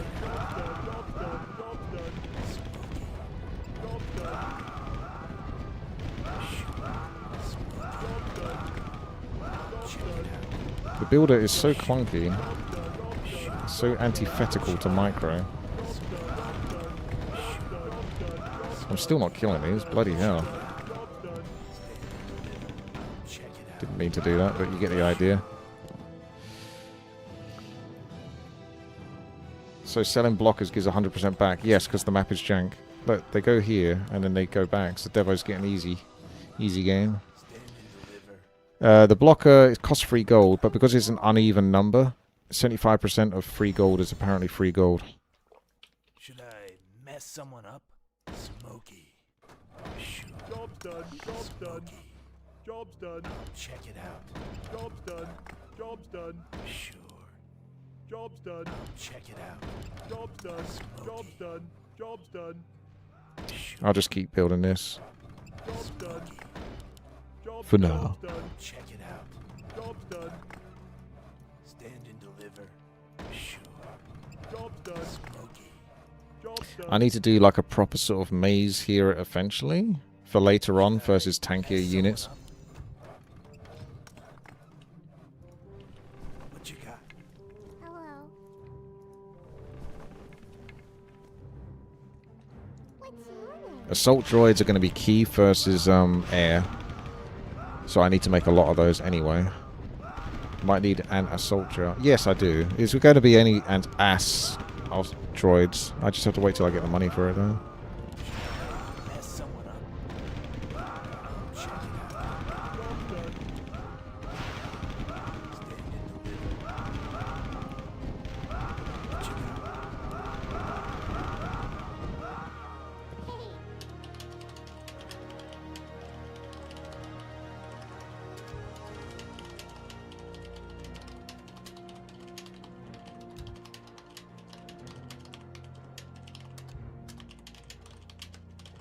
You need to try to feed up the experience on the hero that you can get, but you can't get it until after level 15, which is basically a flying star destroyer. What you got? But you have to like hotkey your towers and then... Stand and deliver. Sure. This is the air level. Hotkey your towers and then make him get the last hits. Should I mess someone up? Look at that. This is the air. Look at that. It's sneaking around there. It's so jank the way it moves. Rather than moving like this to the middle. This whole map is jank.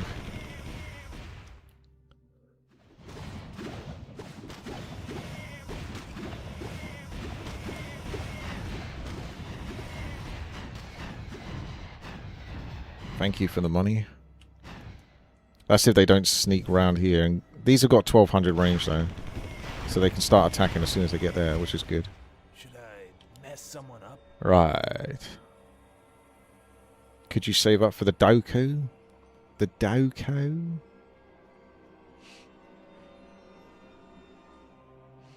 I don't know. Or just get more ass for now. Hello. Just get more ass.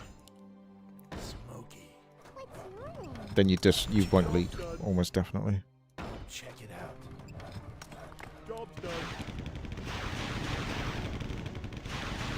I think these are a bit tankier versus their attack type. Missile launcher.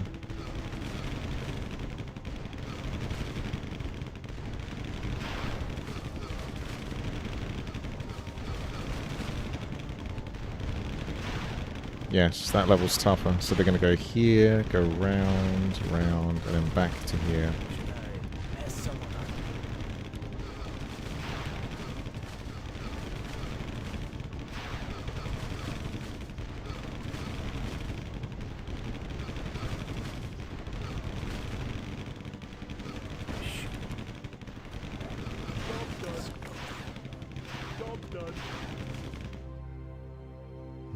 Check it out. Job's done. Check it out. Job's done. I'm 4. What you got? Smoky. Job's done. Sure. Check Job's it done. out. Job's done. Job's done. Job's Smoky. done. Job's done. Smoky. Job's done. Check Job's it out. done. Job's done. Sure. Job's done. Job's done. Sure. Job's done. Job's done. Smoky. I'll just do that for now as I try to work this out. Check it out. Job's done. Check Job's it out. done. Job's done. Smoky. Job's done. Job's done. Job's done. Job's done. Job's done. Job's That's done. annoying. Sure. Job's Needs to have done. like a block there. Check it out. Job's done. So that would be your entrance. Go around there and then around there. Sure. The only problem with that, you're missing one gap to the side, so it's a little bit inefficient how the buildings are placed. But Job's done. Job's done. and then that can go all the way back round on itself, Job's done. Job's done. like that. Done. Job's done. So if you go up here, Job's done. Job's done. Check it out. Job's done. Job's done. Job's done. basically something like that, and that would be the entrance point. What do you think? So they go around here like this on themselves. That'd be good when I can do splash damage. Sure. Sure. Job's done. Job's done. Job's done. Job's done. Job's done. Job's done. Sure. Job's done. Job's done. Hey. Stand and deliver. I think that needs to be built one more lower though. Job's done. Job's done.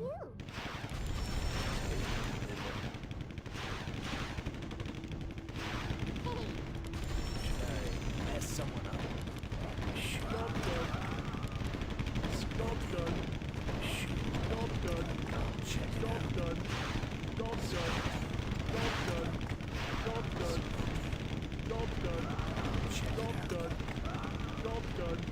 That might do it. Then he can go around there, round there, round there, round there, round there, there, back up here.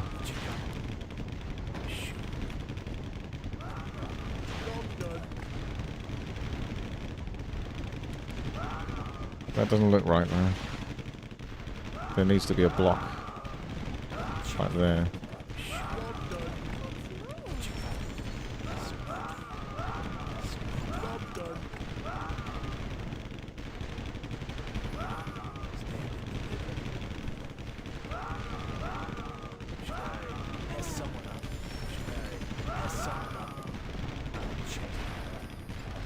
They got long range. Let them cook. I'm just fleshing out the maze.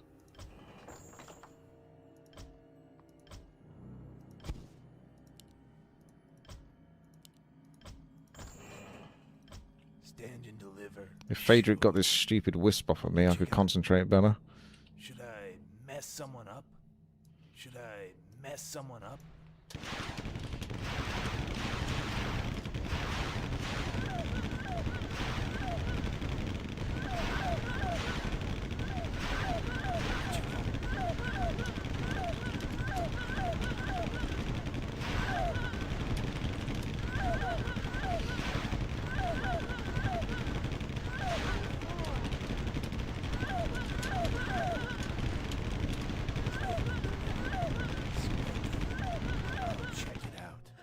Don't know what he's yapping on about. 6 for free.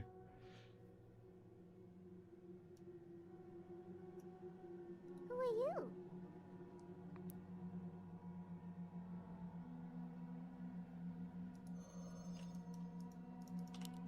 What you got?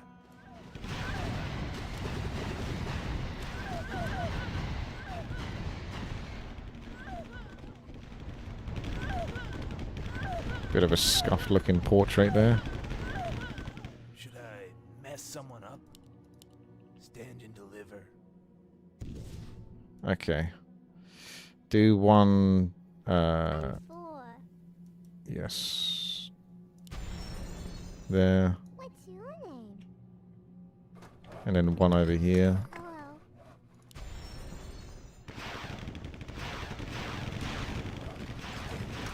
You could do one down here as well, actually.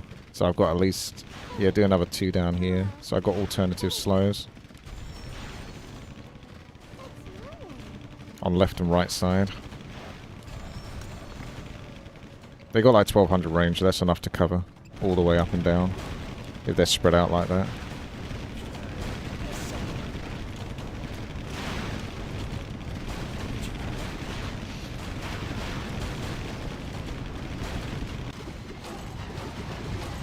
I do extra damage versus fortified with these, so that's not too bad.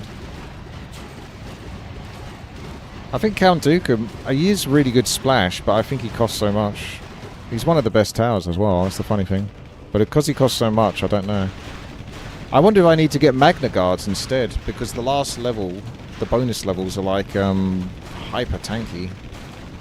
So it's very difficult to kill them, unless you can stun them or slow them. Stun. 1000 range. I think that's the way you play it. Is I try to get as many Magna Guards as possible. I get as much anti-air. Air is still something that could just one-shot us, unfortunately. I'm not looking forward to that. The annoying thing is level 14 comes just before you get enough money for the hero, and I want to basically have enough money to almost instantly buy the hero, so I can start leveling it up.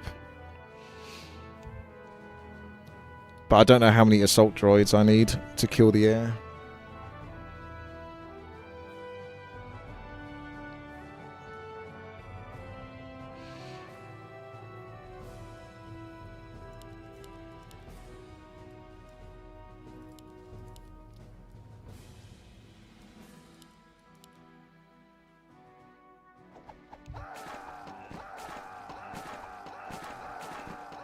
It's got long range.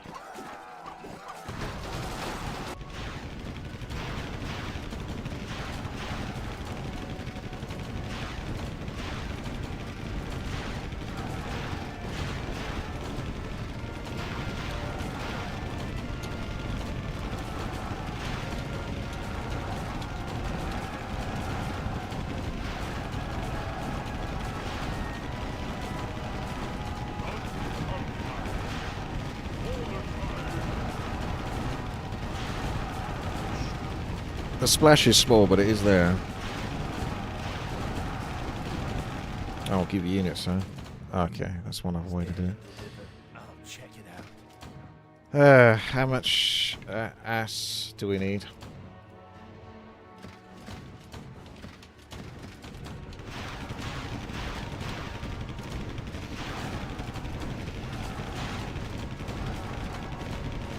I think he did give you the tower, yeah.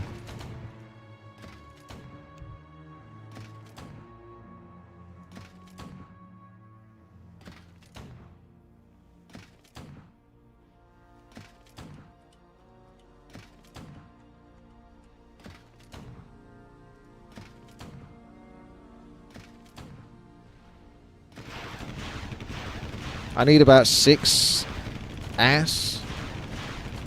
Maybe 7 ass.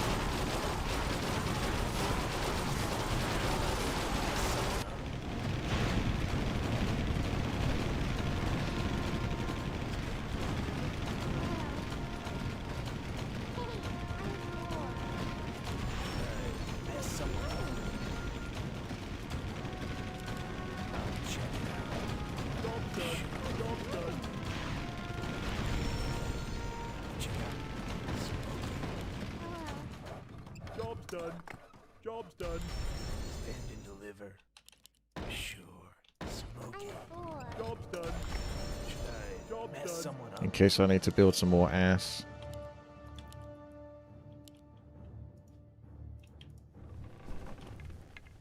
Your order. Speaking of ass, it's assassin, but it's not spelled correctly.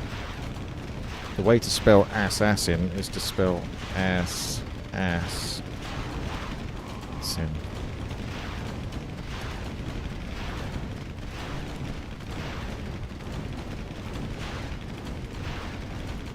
It's not the prettiest maze, but it's kind of it.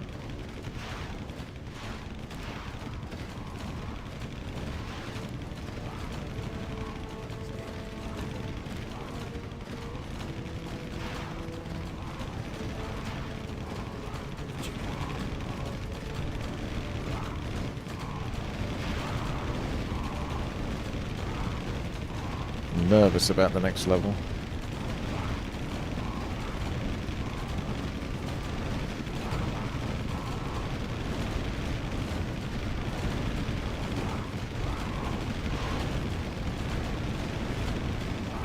Yeah, probably TC another day. I think I'll have more energy for it tomorrow.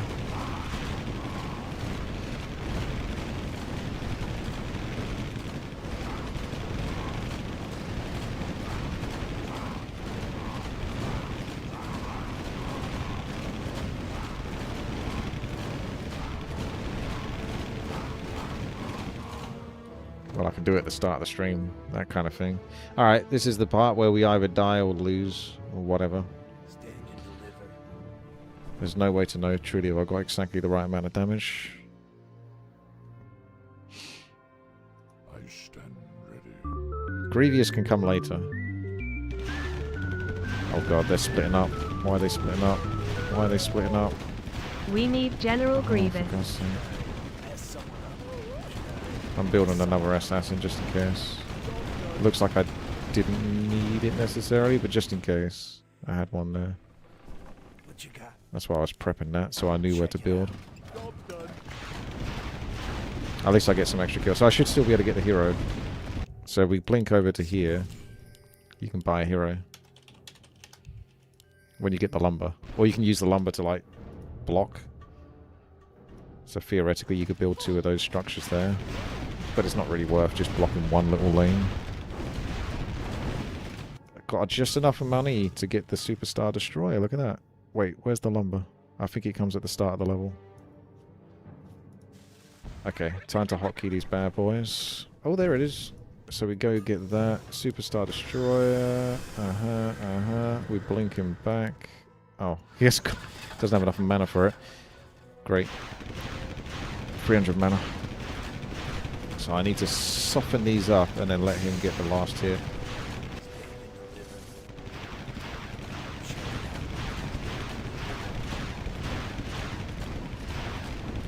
Because he doesn't get experience from tower kills.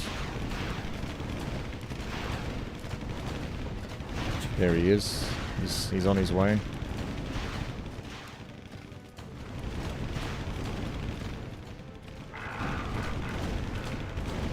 Alright, I'm going to stop attacks now and see how he does. He's got splash damage, so he should be quite good. Just hold stop. And let the experience flow.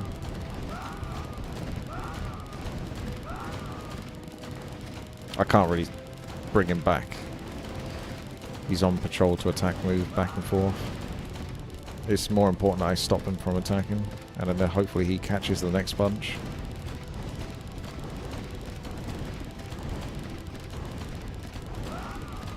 I should put those mortars on the hotkey as well, I suppose.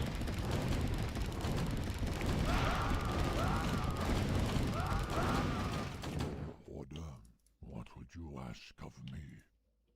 My old bones ache.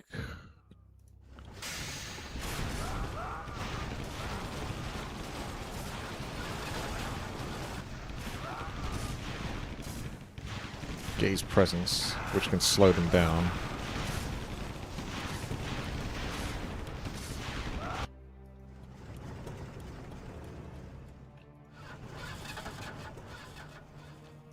Your command?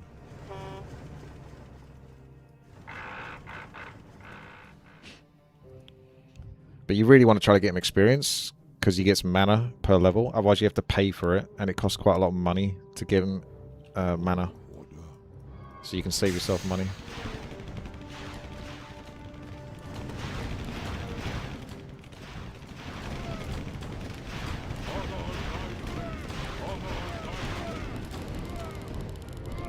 So we're going to try to feed as much experience to him as possible.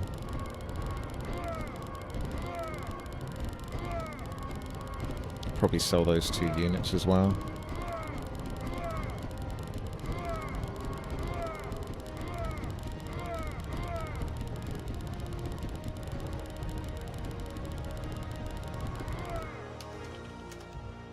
Level 23 is the next air level. Should I mess someone up? Shoot. Job done, Mom. Job done.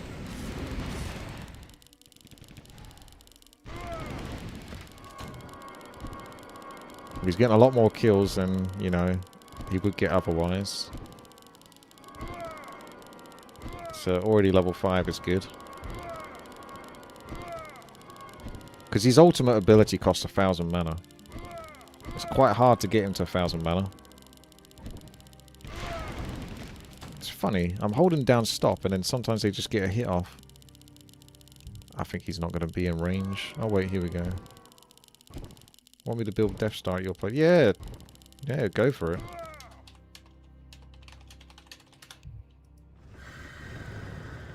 I'm okay with that. There's another level in there. You can get reinforcements. They're okay. They're not that great.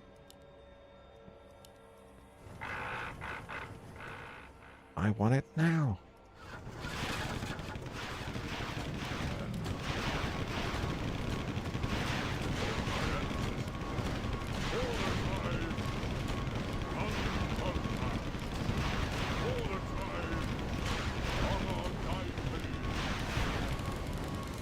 You should get a lot of experience in this.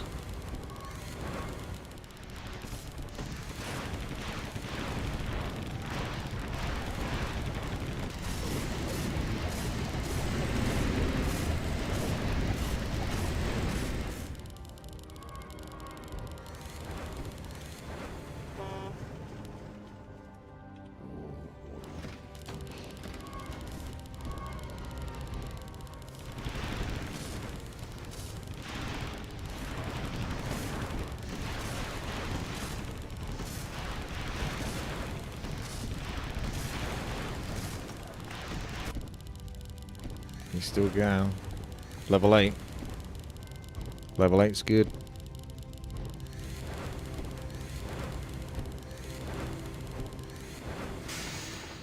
So he's got ultimate there. Hardly something to scream and shout about. 1,000 mana. Even reinforcements is 500 mana. So the map tries to debate you into buying energy. But it's like 250 gold for 100 energy. These don't do anything. You don't need the ship's crew, nor the command aura. Well, the command aura does work on his summons, but I don't know if it's worth the money. Maybe, barely. And then you can scramble fighters, but that also costs like 600. Isn't it worth it, the energy? You can get energy just from leveling up, which is why you want to focus on trying to give them as much experience before it becomes too difficult and the towers get all the last hits. Because he gets like 30 energy per level. So every single time he's getting a level, he's getting an extra 30 energy, which is 30 energy closer towards 1,000, without having to pay money for it.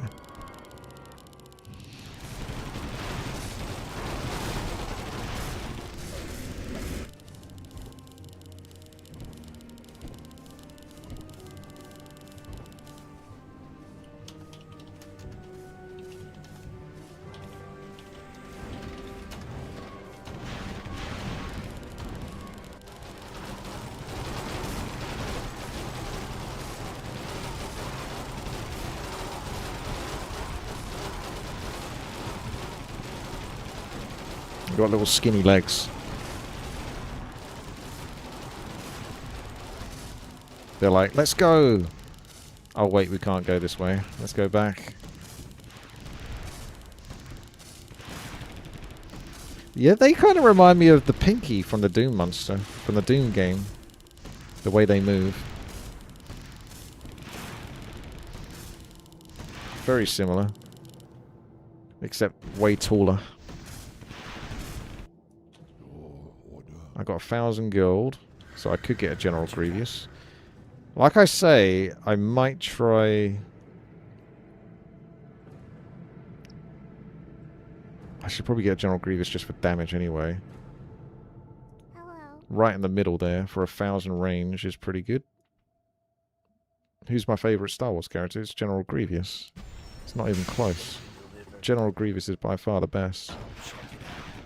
Love that guy.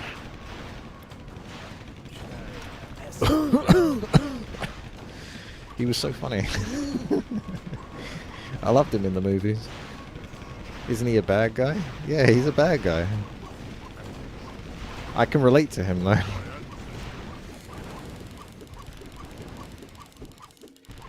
He was cool. Oh shit, he's stealing all the kills though. Hang on a second, that's another one I have to add to the hotkey. Hello, Whisper.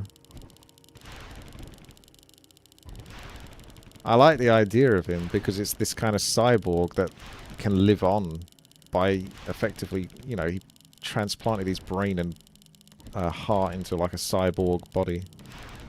Which is pretty accurate, to be honest, because that is what's going to happen in the future at some point.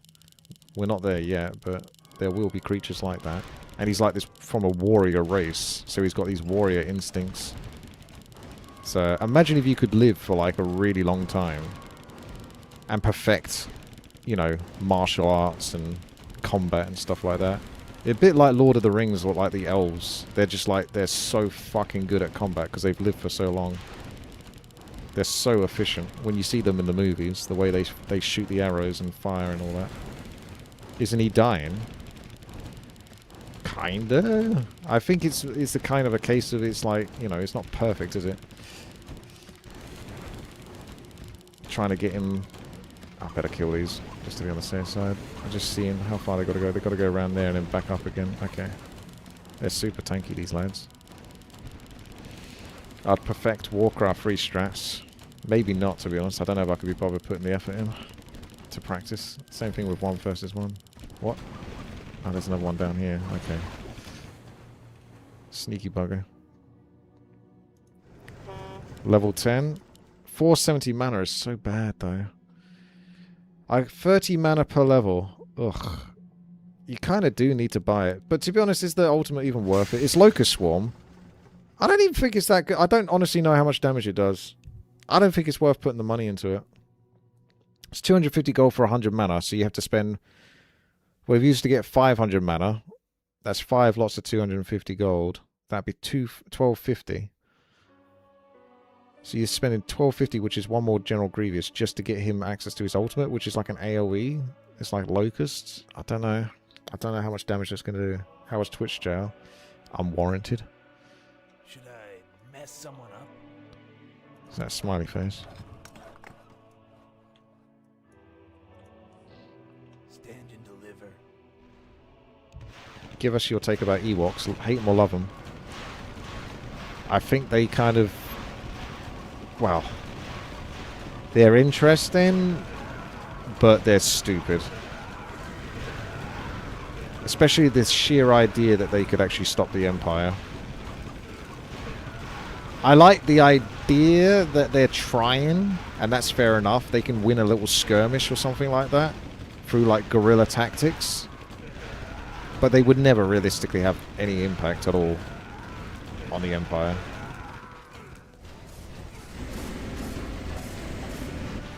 How many log traps and stuff like that can you realistically set up to stop the Empire? Rate my maze.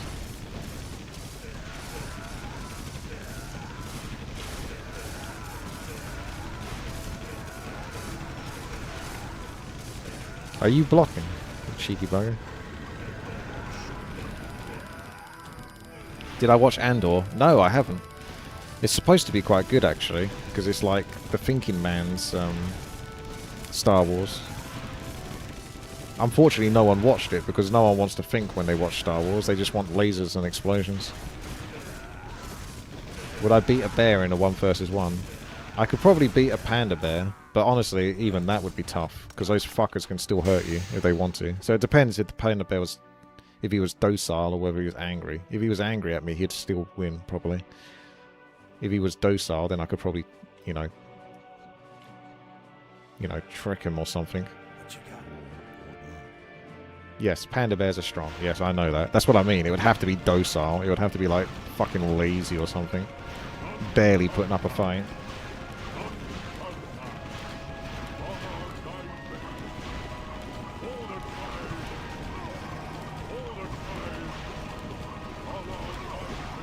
I do want to try the Magni Guards, because I don't know if we'll get the last level done without them. Some sort of way to stun lock.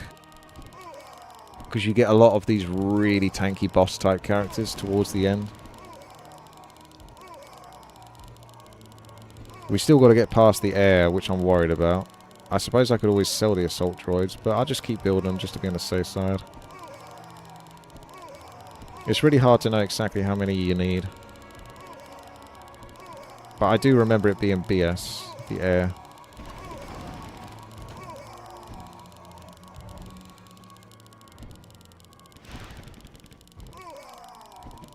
Get some Dooku's for anti-air. Are the Dooku's anti-air though? I feel like they're really good, but at the same time, for 700 gold, it's a lot of an investment. It's the splash, but the splash from the assault droid is enough to basically get almost all the air units in one go. So that's the problem, right? It's overkill on splash. Assault droid is 125 gold, so you can get like 5 of them for 1 Dooku. And 1 assault droid does 172 damage, or say 200 damage, and he does, well, 200 damage basically at best. So in theory, it makes more sense to build like 5 assault droids. No. Those aren't Dooku's. That's Count Dooku. Oh, I see. Oh, it looks the same. That's how you got them so early. Yeah, okay. 500 damage, but these have got 200 damage. So 2.5 assault droids is the same damage as a Dooku.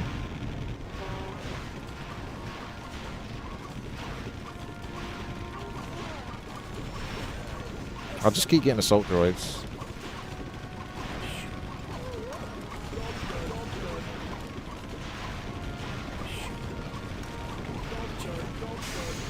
Level 15, baby. Done a good job feeding him experience. Dooku attacks twice as fast. Does he, though? Let's have a look. Oh, right. What's the range? 2k range. It may as well just go like here, then. Next to Grievous.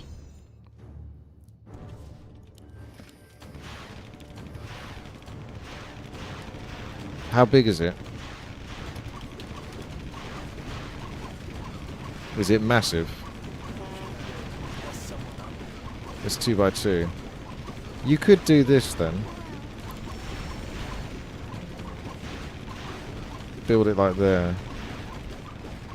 Where the 4 blocks are.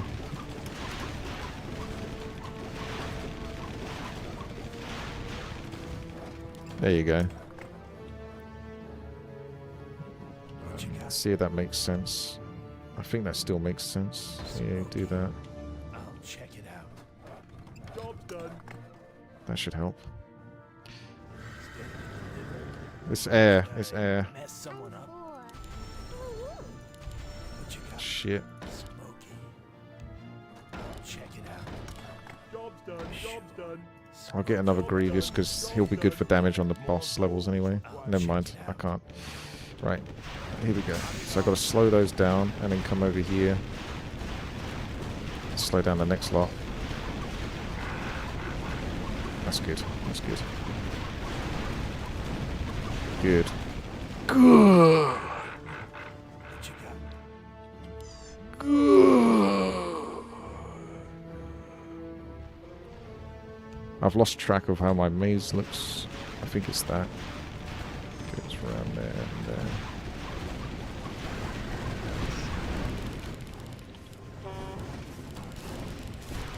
Yeah. We're fighting. Not enough damage to get him.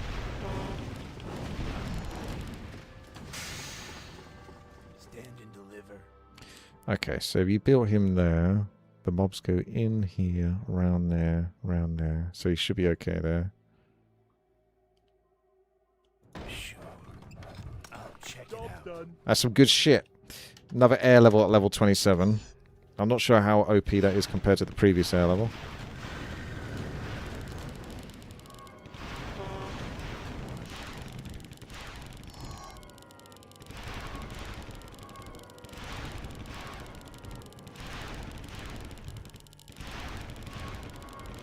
Yeah.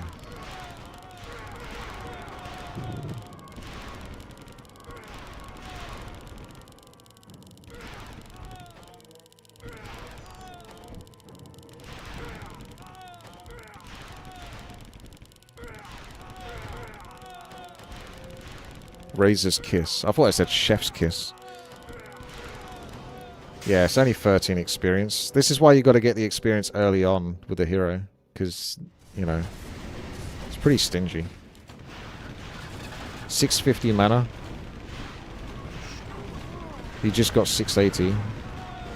So he's got enough to do... Well, reinforcements is cheap. You can do that. Scramble is the expensive one. But it's just whether it's worth it. Or you could just buy energy. 200 energy is almost the same cost as 1 Magni Guard. And I want to mass Magni Guards for the chance to stun lock. Especially if we've got the Death Star. If we can stun lock them, because this has got a really slow attack. Their stun is shit. It probably is. Should I But mess someone up? unless you just keep making more General Grievous. Because he's probably going to be the best single target damage versus a boss, I would imagine.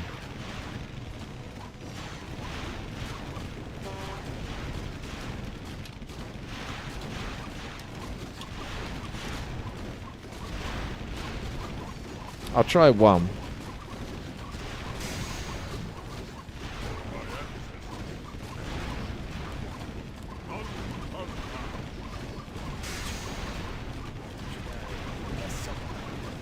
Count Dooku is attack speed of 1. Oh, these are 2.5, so Dooku does attack quicker.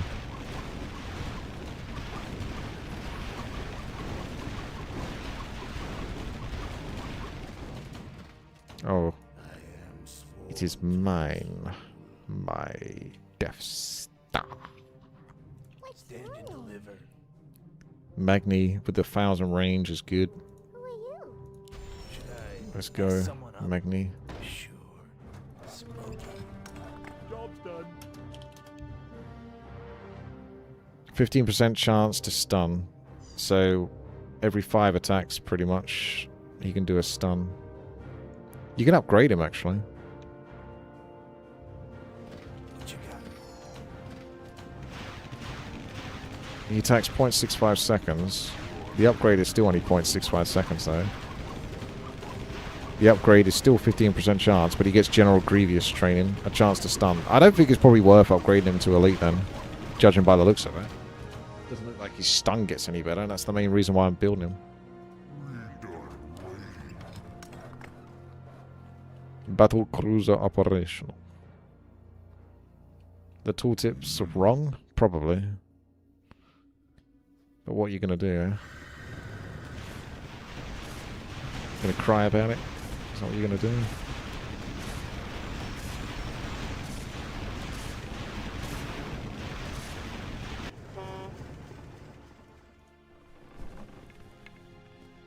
The assault droids are amazing.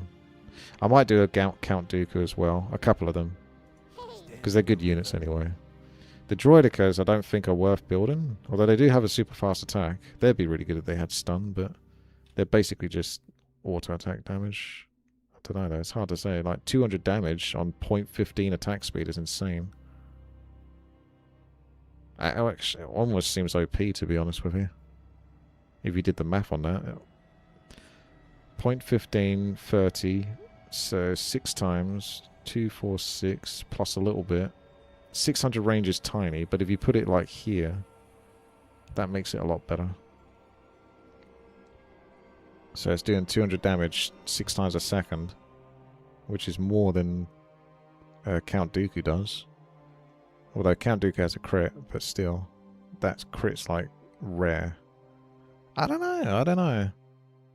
Yeah, but still, if it's able to attack all the time, the range is pretty important. 600 range is just a little too low. If it's 800 range, because these other ones have like 1200 range or 900 range, which means they're basically going to be attacking all the time. Yeah. I might put 1 down though, because it's just cool.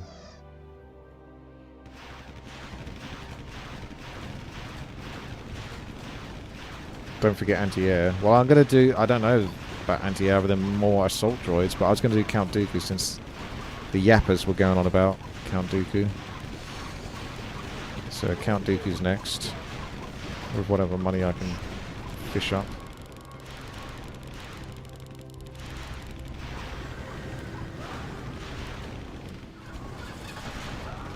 This has a bloody 2-second delay on it as well.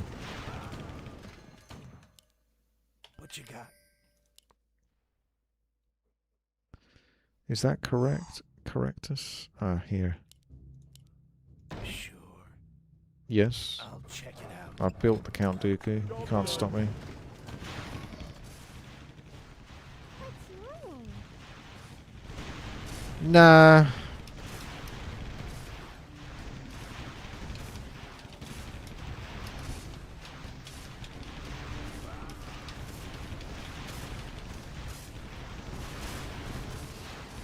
I could sell it for this level, but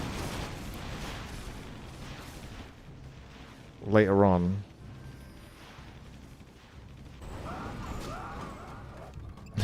Yeah, that's one way to do it. Yeah, slow them down even more. Bridge the gaps.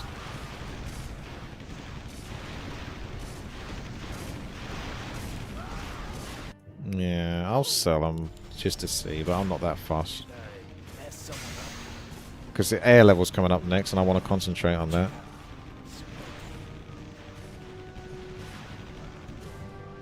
In before they just run straight through.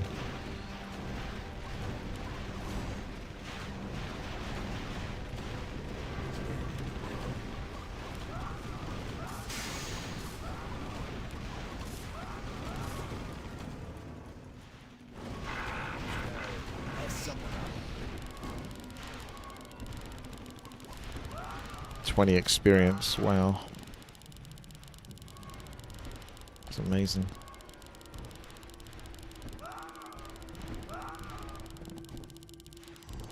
The hero is most useful for the slow. Alright, let me build the blockers again. I can do my droidica as well. Hello. And then that's all my money spent. Okay. Scramble the jets. Not enough.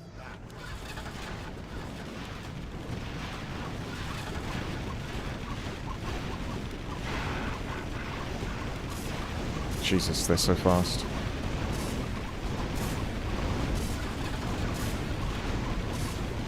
Get them down. Oh, there's way too many on that right side. Holy fuckaroo. Look at it. You guys leak too much. It's impossible. You need like more anti-air or everything built. That's way too much. I managed to get my ones, but then those other ones came through on like full health. You need the fuckers to slow them down. Is vengeance all that's important to you? Yes, yes it is. Well, there it is. Star Wars more. Jesus. Do a speed run. Should have built those Dooku's. I mean, it'd be impossible. The only way would be for other people to do more damage versus their air level. But they didn't. They just let them run right through on like 90% health. So that was problematic. You'd have to do better next time or give me all your money.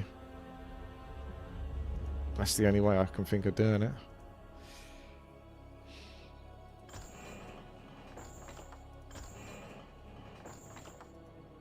Looks like we're going to have to skip Balanced Hero Survival and Legion TD tomorrow and play nothing but Star Wars more.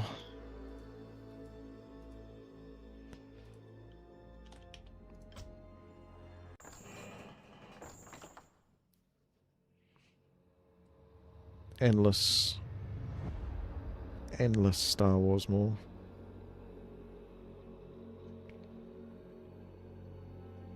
Going big dick on Tower Survivors.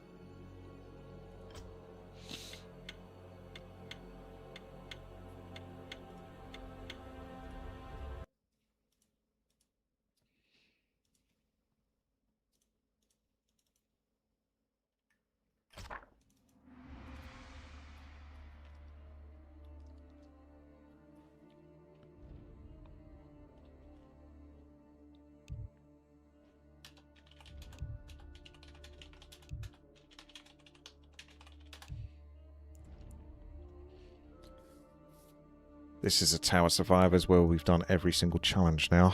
So I'm going to go big and try to kill the boss without using the ESC to clear it. It's going to need a lot of money.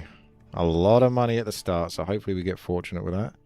You got a relatively good start here with gold mine and magic coin. But there's no good weapon, so I might still just take it and wait. Could do 2 throwing axes, because I can use those throwing axes for normal damage later on, because normal damage has a lot of stuns.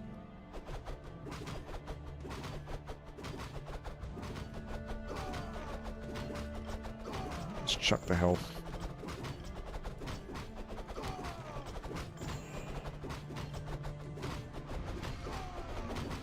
Let's see what the next shop has. A bit of regen and some more gold would be good.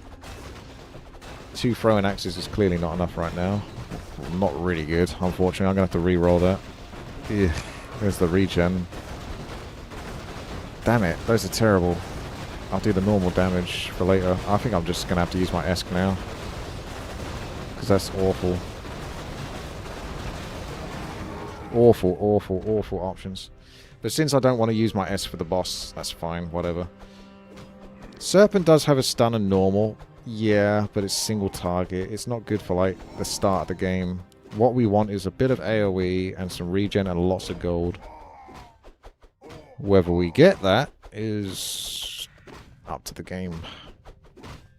It's good for the boss, but yeah, it's not good for now, is it? The first 15 minutes, because the boss doesn't come until after 15 minutes. I might have to get a health stone or something. Come on. Show me what you got. Wow. I don't think I care for any of that. I might just do spikes. At least get them to hit each other. There's really good gold options. These weapons suck though, honestly.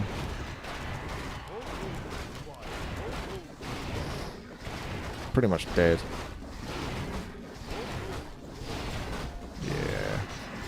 Yeah. That was shit. That's shit. That was a shit one. That was very hard to come back from that one.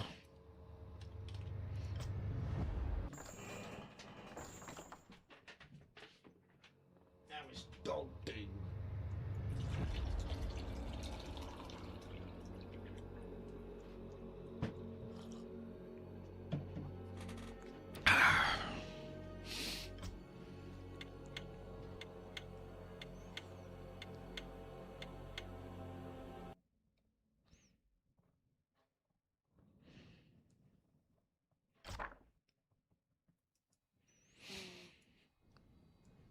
Probably won't get as unlucky as that. If I had just one hellstone or something, that would have made so much more difference. Or healing spray, something. No challenges left. The only option is to go hard and kill the boss. See if we can find the right options to allow that. Gonna want lots of normal damage and stun, probably later on, but not now. Tangled Gold Mine, good one to start off with. A Mask of Death. Heals when enemies die. That's a pretty good way to come back, but you need to get a good weapon. So if we pick that, you could do boulders for the siege, and then you get some health back, and the boulders can stack with siege damage, and the other upgrade that does boulder use. Or probably look for a better 2,000 gold weapon, I think. That's splash. Like, Arcane Bowl is pretty okay, but Blood Bath or something, whatever it is, would be better, because that gives health back. Blood Bolts. Let's see what it is. Not good. That looks like a reroll. Oh dear. Very unlucky. Let's do Seeker's Axe then. That's alright. That'll have to do. So as it kills, it should give me a chunk of health back, hopefully. It's not giving me enough of a chunk of health, though. May as well do Cursed Treasure now, right? After that bad start. Yarr! Oh, the Hellstone will help us. Oh, Rejuvenating Pearl. Okay, we can actually mitigate that and some regen. Yeah, why not? Here we go. The comeback after the awful start. Another Entangled Gold Mine.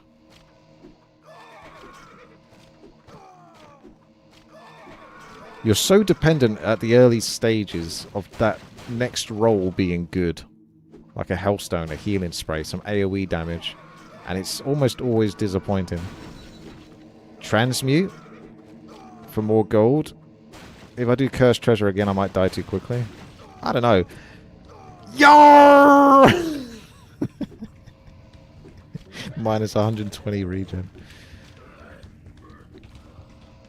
Bringing back my Pirate Santa. I got health coming through other sources though. So this is kind of working. I'm actually surprised how well this is working. May as well do Rapid Fire. That's much better late game, but it will help me a little bit. Throwing axes I could stack up for another normal damage thing later on, so I don't quite mind those. Reroll. Bounty would be nice. More money. I don't mind the potential siege, but I don't know yet. Mana Stone. Easy money. Bit of regen. He's got minus 100 regen, but this health back is really kicking hard. Plus 6 spikes damage every second. I could try growing spikes. I never normally bother with spikes. Let's try a bit of growing spikes, because it's going to get stronger over time, so it's just going to do its own thing. So there's no real limits for me, since I don't have some sort of achievement to do here, other than just want to kill the boss without using Esk. That's chaos damage, which is interesting. What chaos damage is there? Should I go into that? I think you can potentially go into that. I don't know if there's really good chaos versus the boss. Like, you can get lots of chaos orbs, and then that works with something else. Chaos is trash. I know normal damage has a lot of stun options, so at the moment I'll keep spending my money on making more money because I'm killing the mobs. The income has gone crazy.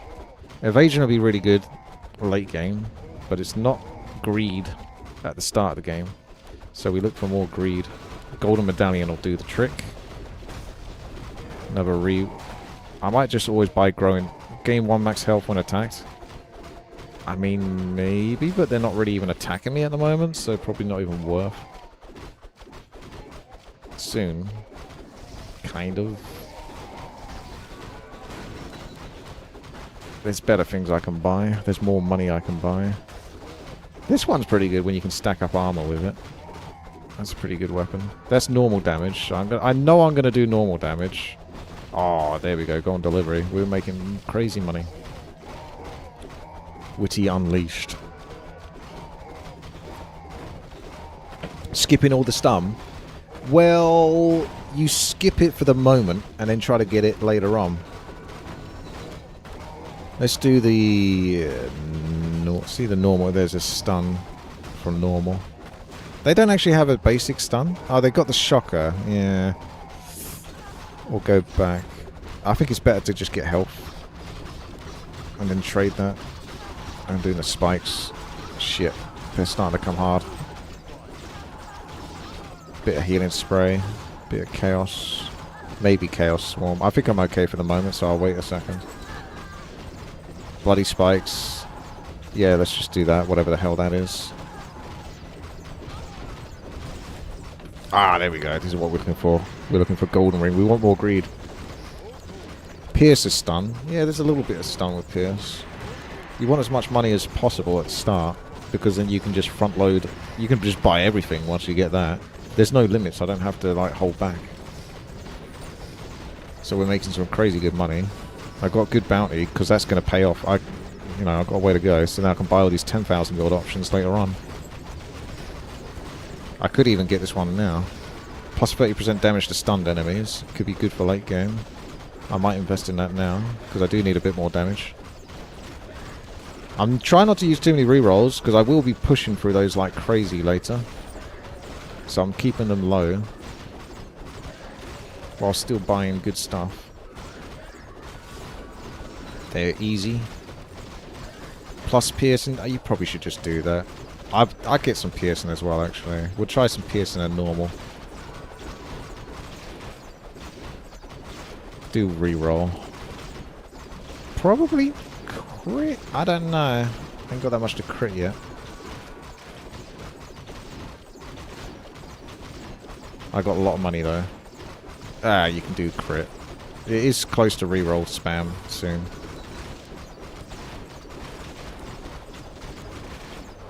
That's got stun. Yeah, this is closer to where I'm going to start just taking lots of stun stuff now. I'm not sure if I care about mana shield. Even though, I mean, I probably will just buy it later on because you can just buy anything and everything. We're getting close to that point anyway. That, I want bounce and shield. I know that's good.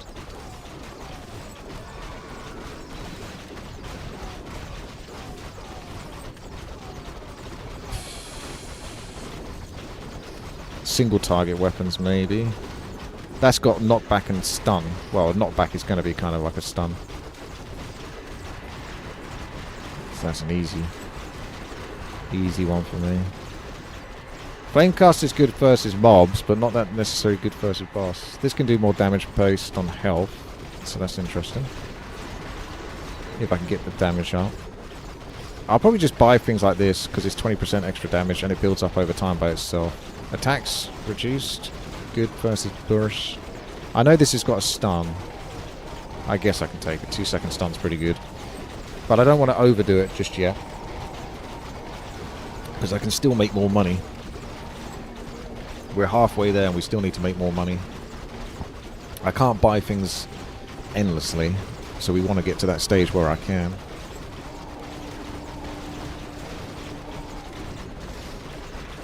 There you go. That's better. Boom. This is a good one. 238 damage should definitely cover me. Okay, we just wait a moment now.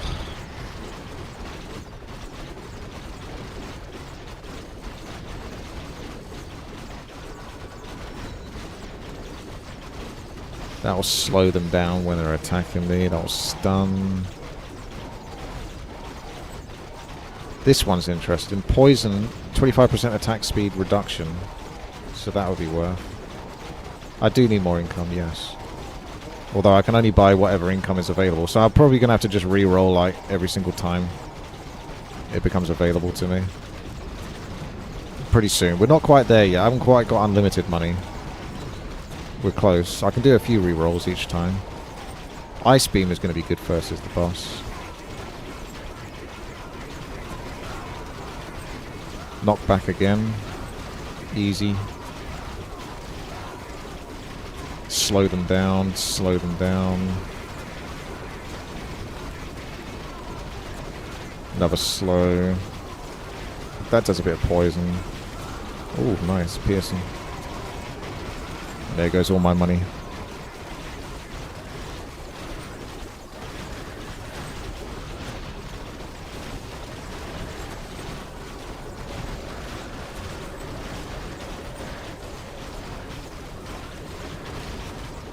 Don't know about that yet. I might just buy that later on, but not a priority right now.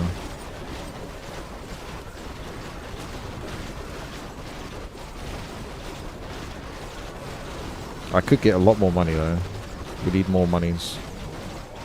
Income should be really about closer to 200, 300.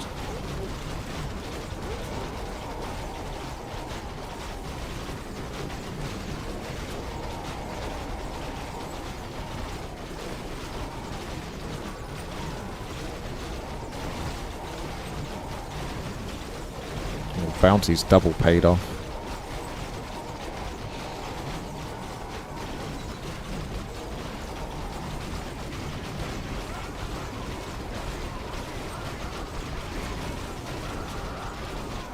Yes, the income stagnated. There's not too much I can do about that, other than just hope I get more income options.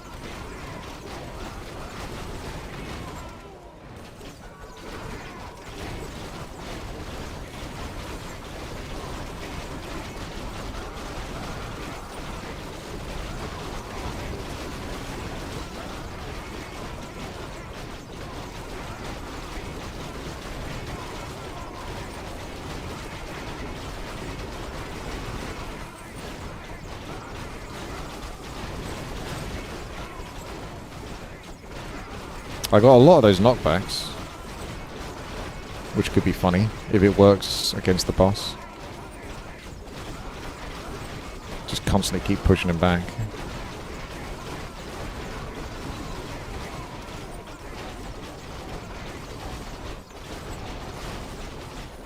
I haven't really got much armor.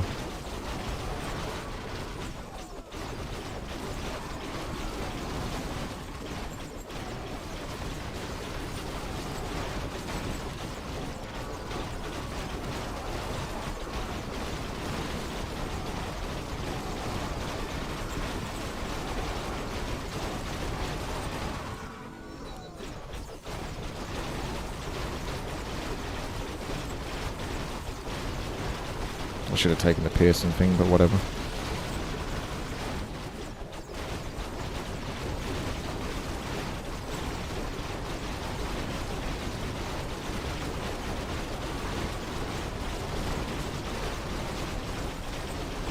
Yeah, there's a fair few things I haven't really got here.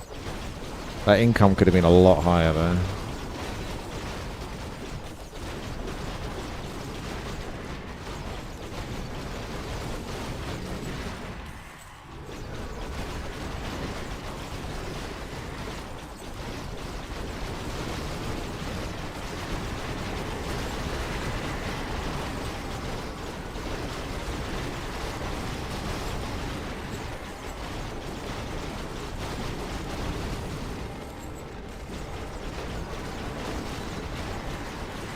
Actually, I didn't need that one.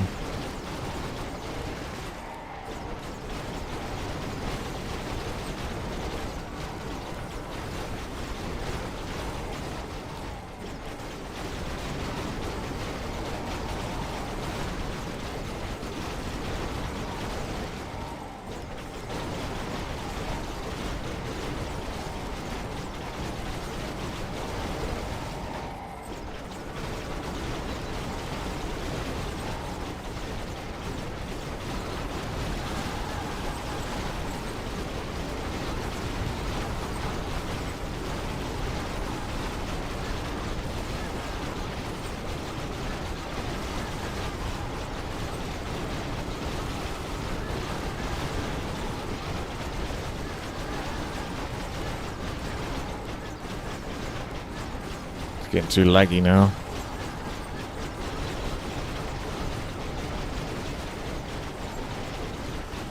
Wait, can I not buy anything else? Oh, okay.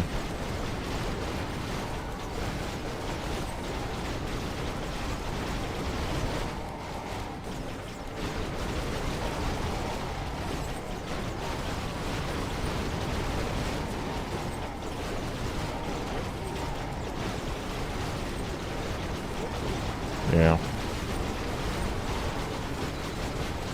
I think I'll do okay. I'm not sure if I'll have enough, to be honest. I feel like I didn't get enough money late game. Oh, Jesus Christ. Got 30 seconds to try to buy stuff, and it's lagging like shitting crazy. Uh-oh.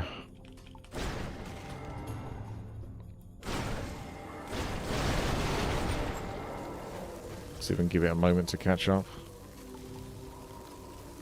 Use the gold chest, yeah. Probably got a lot of money on that, 10k.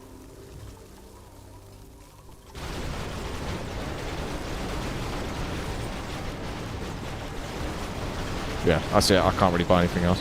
Okay. That's the way it's going to go. I would have loved to got a lot more stun, but at least I got a lot of those knockback. So if they have a delay in between each other, I could keep potentially knocking back. I got really good income at the start, but then it dried up completely from the mid-game onwards. I barely found anything that gave me money. The idea was to just keep keep doubling it, so I could get like 400 income or something, 500 income, and then just buy everything every single time. But I didn't quite manage that.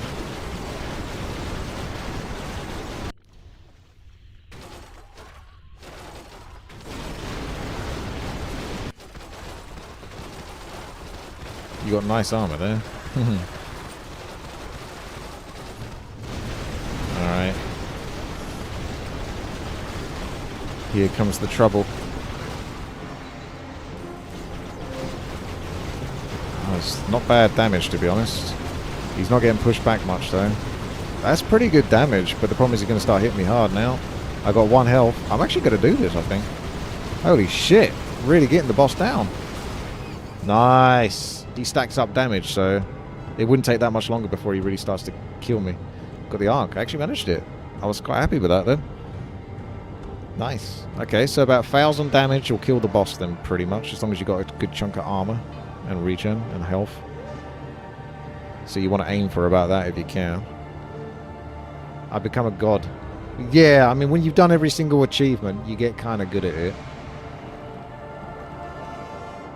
It is obviously still quite heavy RNG, and I got really good luck at the start with the gold and the regen after picking the cursed treasure, so that was really nice. But I'm always greedy. I always want more. I'm like, now just imagine if I made even more money, then I could buy even more stuff. But I had to settle. Otherwise, I think if I kept on at that rate and still keep getting greed option after greed option, I could have probably got to like 2k damage or something. I wanted to stack up so many stuns that he didn't even get to me. I wanted to like kill him when he got to like here. Yeah, there you go. Next challenge is to take 0 damage from the boss. Something along those lines. You need to get lucky enough that you can just stun him before he even reaches you. The knockback didn't exactly work against the boss, I don't think. If it did, it had like the smallest effect, so you're probably better off just getting stuns, but it's still good. Still probably worth it if you can afford it. Thank you for watching. That's Tower Survivors. We're not done with Tower Survivors yet. Nick even put an option so you could delete all your achievements and start from scratch. So I might do that at some point and try again. But for now, I'll carry on settling for the boss.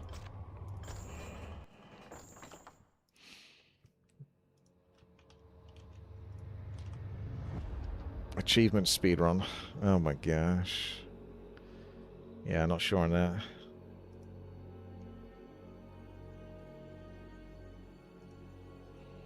Lexiab's bringing out the full caps lock titles. Gonna have to raid him again just because of that. Cripple is good for the boss. You know, the funny thing is I don't even know if I saw the cripple option once. But you're right. Anything that makes him miss or do less damage. It's good survival. There's no curse ability, I don't think, other than the miss from the ale.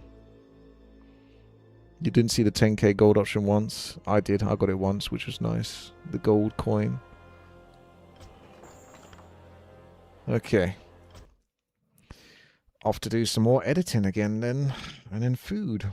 Pretty much the same thing as I always usually do, give or take, depending on how lazy I am. So, thank you guys for watching. I'll see you guys tomorrow. For those watching on Twitch, I'm raiding over to Lexiav. For those on YouTube, I'll see you tomorrow. I got one slice of... I only got 2 pieces of cake after all of that I made. Because I gave half of it away to the birthday boy today. That's why I went out for a meal. And a slice to, you know, various other family members. So I've only got one other slice to have and then it's all gone. So unless I bake up another cake, that's all gone now.